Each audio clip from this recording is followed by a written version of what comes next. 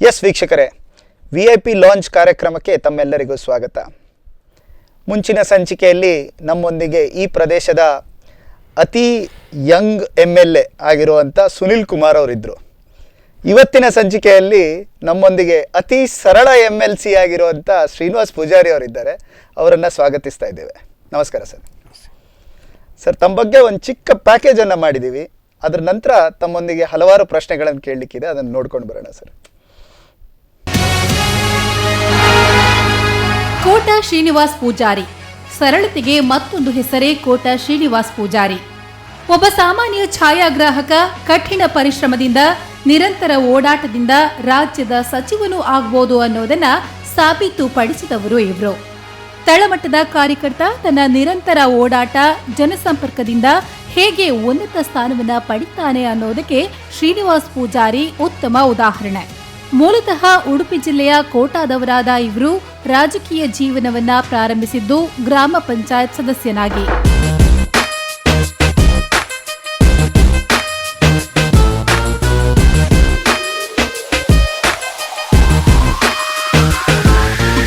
ತನ್ನ ಗ್ರಾಮದ ಪ್ರದೇಶದ ಜನರ ಸಮಸ್ಯೆಗಳನ್ನ ನಿಖರವಾಗಿ ತಿಳಿದವರು.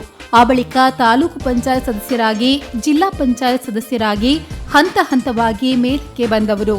ವಿಧಾನಸಭಾ ಚುನಾವಣೆಯಲ್ಲಿ ಸೋಲನ್ನ ಅನುಭವಿಸಿದ್ರೂ ಶಾಸಕನಾಗಿ ಆಯ್ಕೆಯಾದದ್ದು ವಿಧಾನ ಪರಿಷತ್ ಸದಸ್ಯನಾಗುವ ಮೂಲಕ.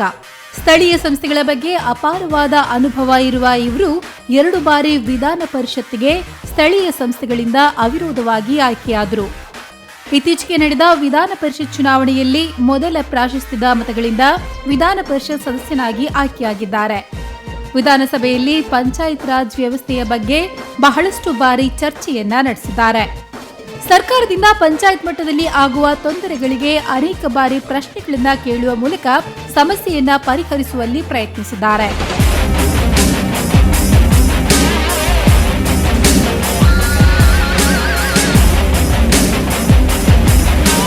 ಉಡುಪಿಯ ಅಭಿವೃದ್ಧಿಯ ಹರಿಕಾರರಾದ ಡಾಕ್ಟರ್ VS ಆಚಾರ್ಯ ಅವರ ಗರಡಿಯಲ್ಲಿ ಪಳಗಿದ ಇವರು ಅವರ ನಿಧನದ ಬಳಿಕ ತೆರವಾದ ಮಂತ್ರಿ ಸ್ಥಾನಕ್ಕೆ ಆಯ್ಕೆಯಾದರು. ಯಾವುದೇ ಹುದ್ದೆಗೆ ಆಕಾಂಕ್ಷೆಯನ್ನು ಮಾಡದ ಇವರಿಗೆ ಮಂತ್ರಿಗಿರಿ ತನ್ನಿಂದ ತಾನೇ ಅರಸಿಕೊಂಡು ಬಂದಿತ್ತು. ಜಗದೀಶ್ ಶೆಟ್ಟರ್ ಮುಖ್ಯಮಂತ್ರಿಯಾಗಿದ್ದಾಗ ಅವರ ಮಂತ್ರಿಮಂಡಲದಲ್ಲಿ ಮುಜರಾಯಿ ಮತ್ತು ಧಾರ್ಮಿಕ ದತ್ತಿ ಇಲಾಖೆಯ ಸಚಿವರಾಗಿ, ಉಡುಪಿ ಜಿಲ್ಲೆಯ ಉಸ್ತುವಾರಿ ಸಚಿವರಾಗಿ ಸೇವೆ ಸಲ್ಲಿಸಿದ್ದಾರೆ.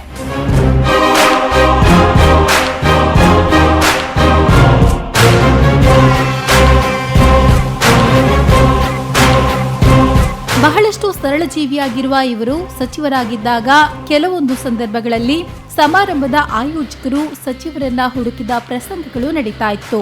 ಮುಜರಾಯಿ ಸಚಿವರಾಗಿದ್ದಾಗ ರಾಜ್ಯದ ಎಲ್ಲಾ ದೇವಸ್ಥಾನದ ಅಭಿವೃದ್ಧಿಗೆ ಹೆಚ್ಚಿನ ಒತ್ತನ್ನ ನೀಡಿದ್ರು. ರಾಜ್ಯದ ಸ್ಥಿತಿಗತಿಗಳ ಬಗ್ಗೆ, ಪಂಚಾಯತ್ ರಾಜ್ ವ್ಯವಸ್ಥೆಗಳ ಬಗ್ಗೆ ಬಹಳಷ್ಟು ಅಧ್ಯಯನ ಮಾಡಿದ್ದ ಇವರು VS ಆಚಾರ್ಯ ಅವರಂತೆಯೇ ಅಂಕಿ ಅಂಶಗಳನ್ನಿಟ್ಟುಕೊಂಡೇ ಮಾತನಾಡುವವರು. ಉಡುಪಿ ಜಿಲ್ಲಾ ಬಿಜೆಪಿಯ ಜಿಲ್ಲಾಧ್ಯಕ್ಷರಾಗಿ, ಹಿಂದುಳಿದ ವರ್ಗಗಳ ಮೋರ್ಚಾದ ರಾಜ್ಯಾಧ್ಯಕ್ಷರಾಗಿ ಜವಾಬ್ದಾರಿಯನ್ನ ನಿರ್ವಹಿಸಿದವರು.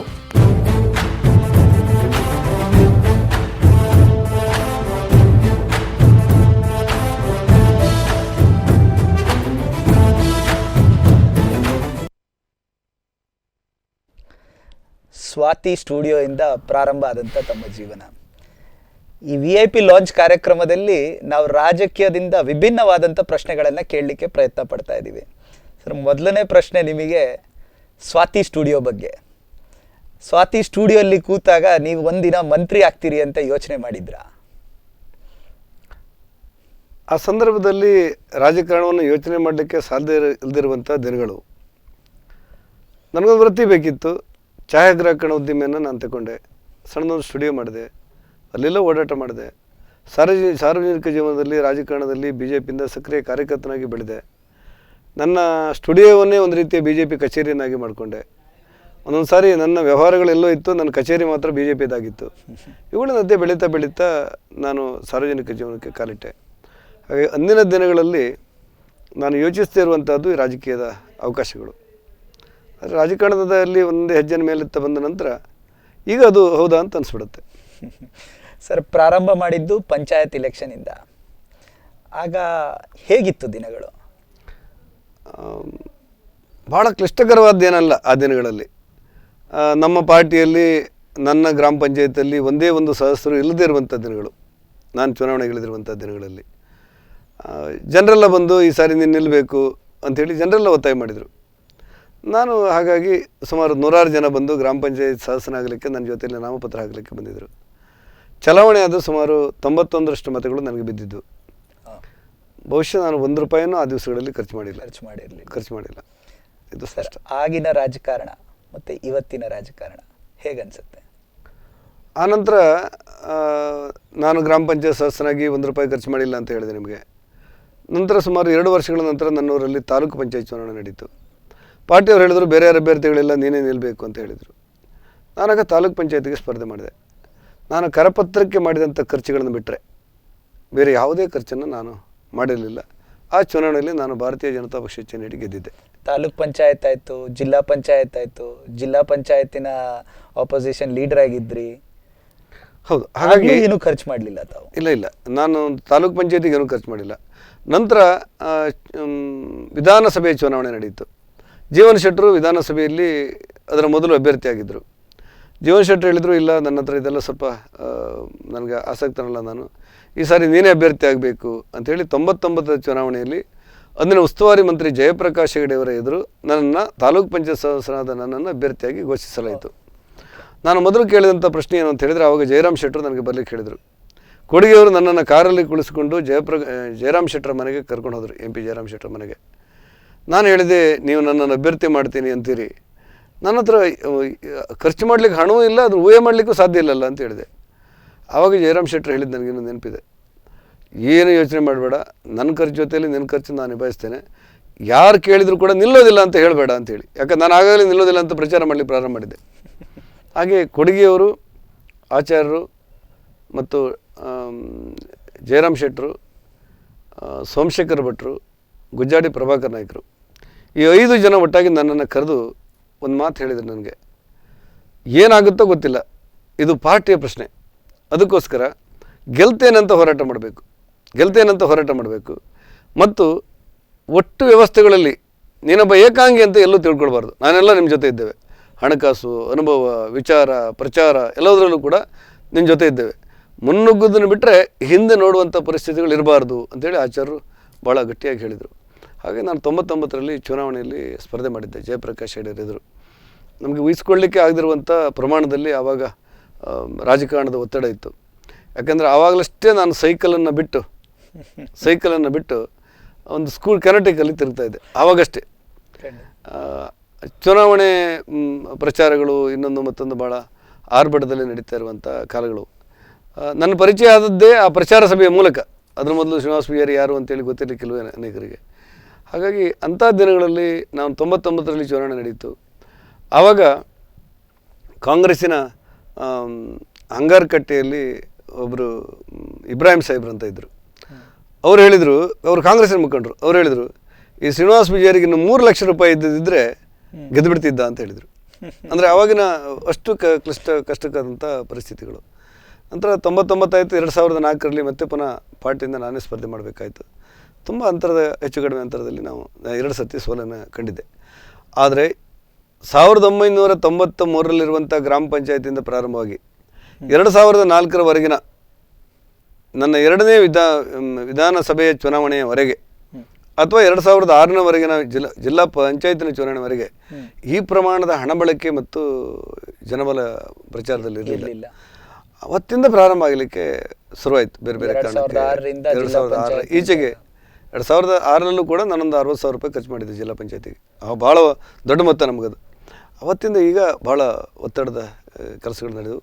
ಈಗಂತೂ ಚುನಾವಣೆಯಲ್ಲಿ ಗ್ರಾಮ ಪಂಚಾಯತಿನಲ್ಲಿ ಚುನಾವಣೆಗೆ ಸ್ಪರ್ಧೆ ಮಾಡುವಷ್ಟು ಕೂಡ ತುಂಬ ಕಷ್ಟ ಅಂತ ಅನಿಸ್ಬಿಡುತ್ತೆ. ಆ ಮಟ್ಟದ ಏರುಪೇರುಗಳು. ಪರ್ಸನಲ್ ಪ್ರಶ್ನೆ ಕೇಳ್ತಾ ಇದ್ದೀನಿ. ಹೇಳಿ. ತಾವು ಕೈನೆಟಿಕ್ ಹೋಂಡಾ ಬಗ್ಗೆ ಹೇಳಿದ್ರಿ. ಆ ಕೈನೆಟಿಕ್ ಹೋಂಡಾದಲ್ಲಿ ನೀವು ಯಾವಾಗಲೂ ಒಂದು ಮೀನಿನ ಊಟದ ಹೋಟ್ಲಿಗೆ ಹೋಗ್ತಾ ಇದ್ರಂತೆ. ಆ ಊಟದ ಹೋಟ್ಲ್ ಹೆಸರೇನು ಅಂತ ನೆನಪಿದೆಯಾ? ಈ ಕಲ್ಯಾಣಪುರದಿಂದ ಸ್ವಲ್ಪ ಮುಂದೆ ಹೋದರೆ ಎಡಬದಿಯಲ್ಲಿ ಒಂದು ಕೂಸಣ್ಣ ಹೋಟ್ಲ್ ಅಂತ ಇದೆ. ಯಾವಾಗಲೂ ಅದಕ್ಕೆ ಹೋಗ್ತಾ ಇದ್ದೆ ನಾನು ನನ್ನ ಸ್ನೇಹಿತರ ಜೊತೆ. ಅದು ತುಂಬ ರೆಗ್ಯುಲರ್ ಇದ್ರಿ ಅಂತ ಹೇಳ್ತಾರೆ. ಅದು ಹೆಚ್ಚು ಕಡಿಮೆ ಬರುವಾಗ ಮತ್ತು ಹೋಗುವಾಗ ಸಂಜೆ ಎಲ್ಲಾದರೂ ಊಟ ಮಾಡ್ತೀವಿ. ಸರ್, ಏನಾದರೂ ನಿಮ್ಮ ಒಂದು ನಿಲುವನ್ನು ಇವತ್ತಿನ ದಿನ ಬದಲಾಯಿಸಬೇಕು ಅಂತ ಯೋಚನೆ ಇದ್ದರೆ ಆ ಯಾವ ನಿಲುವನ್ನು ಬದಲಾಯಿಸ್ಲಿಕ್ಕೆ ಇಷ್ಟಪಡ್ತೀರಿ? ಯೋಚನೆ ಮಾಡದೆ ತಕ್ಷಣ ನಿರ್ಧಾರವನ್ನು ಕೈಗೊಳ್ಳಬಾರ್ದು ಅನ್ನೋದು ರೂಢಿ ಮಾತು. ಅನೇಕ ಸಾರಿ ನಾನು ಯೋಚನೆಯನ್ನು ಕೊನೆಗೆ ಮಾಡ್ತಾಯಿದ್ದೆ, ಕೆಲವು ನಿರ್ಧಾರವನ್ನು ತಗೊಳ್ತಾ ಇದ್ದೆ. ಇತ್ತೀಚಿನ ಸಾರ್ವಜನಿಕ ಜೀವನದ ಒಟ್ಟು ಚೌಕಟ್ಟನ್ನು ಕಂಡಾಗ ನಾವು ಯೋಚನೆ ಮಾಡಿ ಹೆಜ್ಜೆ ಇಟ್ಟರೆ ಹೆಚ್ಚು ಕ್ಷೇಮ ಅಂತ ಅನಿಸ್ಬಿಡುತ್ತೆ. ಹಾಗಾಗಿ ನನ್ನ ನಿಲುವನ್ನು ಬದಲಿಸಿಲ್ಲ, ಬದಲಿಸಿದರೆ ಒಳ್ಳೆಯದು ಅನ್ನುವಂಥ ಭಾವನೆ ಇದೆ. ಬದಲಿಸಬೇಕಾ ಅನ್ನೋದ್ರ ಬಗ್ಗೆ ಯೋಚನೆ ಮಾಡಿಲ್ಲ. ಸರ್, ಯಾವತ್ತಾದರೂ ಈ ರಾಜಕಾರಣ ಬೇಡ, ಇದನ್ನು ಬಿಟ್ಬಿಡೋಣ ಅಂತ ಏನಾದರೂ ಮನಸ್ಸು ಬಂದಿದೆಯಾ? ಬಿ ಎಸ್ ಆಚಾರ್ಯ ಹೇಳ್ತಾ ಇದ್ರು, ಅನೇಕ ಸಂದರ್ಭದಲ್ಲಿ ಕೆಲವು ಸಮಸ್ಯೆಗಳು ಸಾರ್ವಜನಿಕ ಜೀವನದಲ್ಲಿ ಬಂದೇ ಬರ್ತದೆ. ಬಿಟ್ಟರೆ ನಿನಗೆ ನಷ್ಟ ಆಗುತ್ತೋ ಬಿಡುತ್ತೋ ಗೊತ್ತಿಲ್ಲ, ಆದರೆ ಅದೊಂದು ಪಾಲಾಯನ ಸೂತ್ರ. ಅದರ ಬದಲಾಗಿ ಎಷ್ಟು ಸಾಧ್ಯ ಉಂಟೋ ಅಷ್ಟು ಈ ವ್ಯವಸ್ಥೆಯ ಮಧ್ಯೆ ಇದ್ದು ಕೆಲಸಗಳನ್ನು ಮಾಡಬೇಕು, ಸವಾಲನ್ನು ಅಂಗೀಕರಿಸಬೇಕು. ಅನೇಕ ಸಾರಿ ನಮ್ಮ ಪರಿಶ್ರಮಗಳು ಫಲಿತಾಂಶ ಆಗಿ ಬರುತ್ತೆ, ಅನೇಕ ಸಾರಿ ನಮ್ಮ ಫಲಿತಾಂಶಗಳು ವಿಚಾರವಾಗಿ ಆಗಿ ಉಳಿದು ಬಿಡುತ್ತೆ. ವಿಚಾರಕ್ಕೆ ಬದ್ಧರಾಗಿದ್ದರೆ ಸಾರ್ವಜನಿಕ ಜೀವನದಲ್ಲಿ ಒಂದು ಗುರಿಯನ್ನು ತಲುಪಿದಂತೆ ಅಂತೇಳಿ ಡಾಕ್ಟರ್ ಆಚಾರ್ಯ ಹೇಳ್ತಾ ಇದ್ರು. ನನಗದು ಕೂಡ ಹೌದು ಅನಿಸಿತ್ತು. ಸರ್, ನಿಮ್ಮ ಒಬ್ಬರು ಶುಭಚಿಂತಕರೇ ಹೇಳ್ತಾ ಇದ್ರು, ತಮ್ಮ ಸರಳತೆಯ ಬಗ್ಗೆ ಮಾತಾಡುವಾಗ ಅವ್ರು ಹೇಳ್ತಾ ಇದ್ರು, ಯಾವತ್ತು ಇವನ್ ಮಂತ್ರಿ ಆದಾಗಲೂ ತಾವು ಯಾವುದೇ ರೀತಿ ಅಕ್ಕಡನ್ನು ತೋರಿಸಲಿಲ್ಲ ಅಂತ ಹೇಳಿ. ಅದು ಹೇಗೆ ಆ ರೀತಿಯ ಒಂದು ಇದು ರೂಢಿ ಆಯಿತು ನಿಮಗೆ? ಅವಶ್ಯಕತೆ ಉಂಟು ಅಂತ ಅನಿಸಿಲ್ಲ ನನಗೆ. ಅನೇಕ ಸಾರಿ ಮಂತ್ರಿ ಆದಾಗ, ಉಸ್ತುವಾರಿ ಮಂತ್ರಿ ಆದಾಗ ಒಂದಿಷ್ಟು ಸ್ವಾಭಾವಿಕವಾಗಿ ನಾನು ಅಲ್ಲಿಯ ಬೇರೆ ಬೇರೆ ಜಿಲ್ಲೆಗಳಲ್ಲಿರುವಂಥ ರಾಜಕಾರಣಿಗಳನ್ನು ನೋಡಿದಾಗ ನನಗೂ ಕೂಡ ಆಶ್ಚರ್ಯ ಆಗಿಬಿಡುತ್ತೆ. ಒಬ್ಬ ಶಾಸಕನಾದವನಲ್ಲ, ಶಾಸಕನಾಗಲಿಕ್ಕೆ ಹೊರಟವನ ಹಿಂದೆ ಒಂದು 20-25 ಜನ ಬರ್ತಾ ಇರಬೇಕು. ಇದೆಲ್ಲ ಅವ್ರದ್ದೇ ಆದಂಥ ಅಭಿಮಾನಿಗಳ ಸಂಘ ಇರಬೇಕು, ಅವ್ರದ್ದೇ ಆದ ಒಂದು ಪತಾಕೆ ಸೃಷ್ಟಿಯಾಗಬೇಕು. ಈ ರೀತಿಯ ಭಾವನೆಗಳಿರುವಂಥದ್ದನ್ನು ನಾವು ಅನೇಕ ಸಾರಿ ಕಂಡಿದ್ದೇವೆ. ಆದರೆ ನನಗೆ ಕೊಡಿಗೇರಂಥ ಹಿರಿಯರ ಜೊತೆ ಸಂಪರ್ಕ ಆಯಿತು, ಜೀವನ್ ಶೆಟ್ಟರ್ ಅಂತವ್ರ ಜೊತೆ ಸಂಪರ್ಕ ಆಯಿತು, ಸೋಮಶೇಖರ್ ಭಟ್ರವಂಥ ಜೊತೆ ಸಂಪರ್ಕ ಆಯಿತು. ನನ್ನ ತಪ್ಪುಗಳನ್ನು ತಿದ್ದಿ ಹೇಳುವಂಥ ಆಚಾರ್ಯ ನನ್ನ ಜೊತೆ ಇದ್ದರು. ಹಾಗಾಗಿ ಸಾಮಾನ್ಯ ಹುಡುಗನಾದ ನನಗೆ ಈ ನಮ್ಮ ಇತಿಮಿತಿಯೊಳಗೆ ಬದುಕಿದರೆ, ನಮ್ಮ ಇತಿಮಿತಿಯೊಳಗೆ ಚೌಕಟ್ಟಿನೊಳಗೆ ಕೆಲಸ ಮಾಡಿದರೆ ಮತ್ತು ಯಾವುದೇ ಸಂದರ್ಭದಲ್ಲಿ ವಿನೀತತೆಯಿಂದ ವಿಧೇಯತೆಯಿಂದ ಇದ್ದರೆ, ಬೇರೊಬ್ಬರಿಗೆ ಗೌರವ ಕೊಡುವುದನ್ನು ಕಲಿತರೆ ನಮ್ಮ ಒಟ್ಟು ಜೀವನಕ್ಕೆ ಒಳ್ಳೆಯದು ಅಂತ ಅನಿಸ್ಬಿಟ್ಟಿತ್ತು. ಆ ಕಾರಣಕ್ಕೋಸ್ಕರ ಅಹಮನಿಂದ ಸ್ವಲ್ಪ ಮಟ್ಟಿಗೆ ದೂರ ಇರಬೇಕು ಅಂತ ಯೋಚನೆ ಮಾಡಿದ್ದೆ. ಕೈಲಾದ ಮಟ್ಟಿಗೆ ನಡೆದಿದ್ದೆ.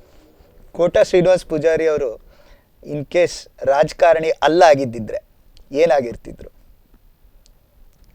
ಒಬ್ಬ ಒಳ್ಳೆ ಬರಹಗಾರ ಆಗಬೇಕು ಅಂತ ಕನಸುತ್ತಿದ್ದೆ, ಒಬ್ಬ ಒಳ್ಳೆಯ ಲೇಖಕನಾಗಬೇಕು ಅಂತ ಯೋಚನೆ ಮಾಡಿದ್ದೆ.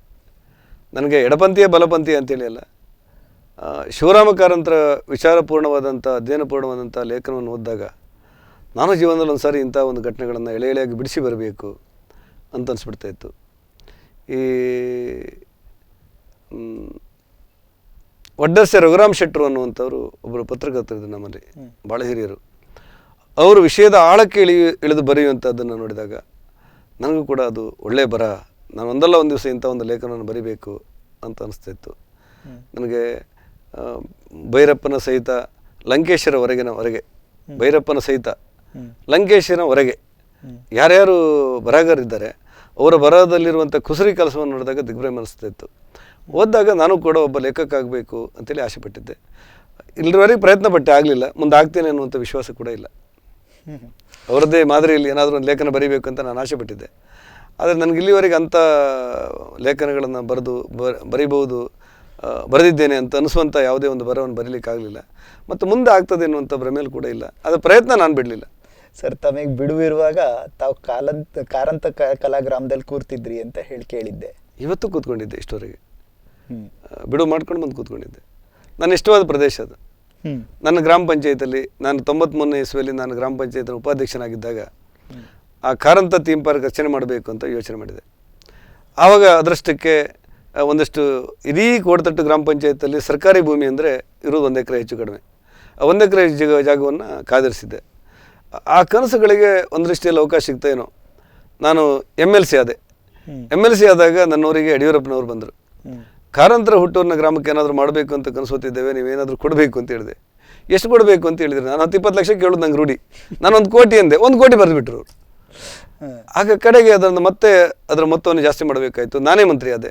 ಆವಾಗ ಸುಮಾರು 1-1.5 ಕೋಟಿ ರೂಪಾಯಿಯನ್ನು ಹಾಕಿ ಭಾಳ ಅತ್ಯಂತ ಕುಗ್ರಾಮ ಆಗಿರುವಂಥ ನನ್ನ ಗ್ರಾಮದಲ್ಲಿ ಕಾರಂತ ಥೀಮ್ ಪಾರ್ಕ್ ಅಂತೇಳಿ ಮಾಡಿದೆವು. ಆದರೆ ಅದೊಂದು ಸರ್ಕಾರಿ ವ್ಯವಸ್ಥೆ, ಭಾಳ ಅಚ್ಚುಕಟ್ಟುತನ ಬೇಕು, ಅದರಲ್ಲಿ ವ್ಯವಸ್ಥೆಗಳಿರಬೇಕು ಅಂತ ಯೋಚನೆ ಮಾಡ್ತಾಯಿದ್ದೆವು. ಅದಕ್ಕೆ ಕಾರಂತರ ಒಟ್ಟು ಯೋಚನೆಯನ್ನು ಬಿಂಬಿಸುವಂಥ ಒಂದು ವ್ಯವಸ್ಥೆಯನ್ನು ನಿರ್ಮಾಣ ಮಾಡಲಿಕ್ಕೋಸ್ಕರ ಒಂದಷ್ಟು ಶ್ರಮಗಳನ್ನು ನಾವೆಲ್ಲ ಸ್ನೇಹಿತರು ಸಮಾನ ಮನಸ್ಸು ಒಟ್ಟಾಗಿ ಮಾಡಿದೆವು. ನಾನು ಕೂಡ ದಿವಸನಿತ್ಯ ಅದಕ್ಕೆ ಹೋಗಿ ಬರ್ತೇನೆ. ಇನ್ನೂ ಏನೋ ಒಳ್ಳೊಳ್ಳೆ ಕೆಲಸಗಳಾಗಬೇಕು ಅಂತ ಯೋಚನೆ ಮಾಡ್ತೇನೆ. ನನಗೆ ಆಸಕ್ತಿ. ಕೋಟಾ ಶ್ರೀನಿವಾಸ್ ಪೂಜಾರಿ ಅವರೊಂದಿಗೆ ಇನ್ನಷ್ಟು ಮಾತಾಡಲಿಕ್ಕಿದೆ. ಅದಕ್ಕಿಂತ ಮುಂಚೆ ಒಂದು ಚಿಕ್ಕ ವಿರಾಮವನ್ನು ತಗೊಳ್ಳೋಣ.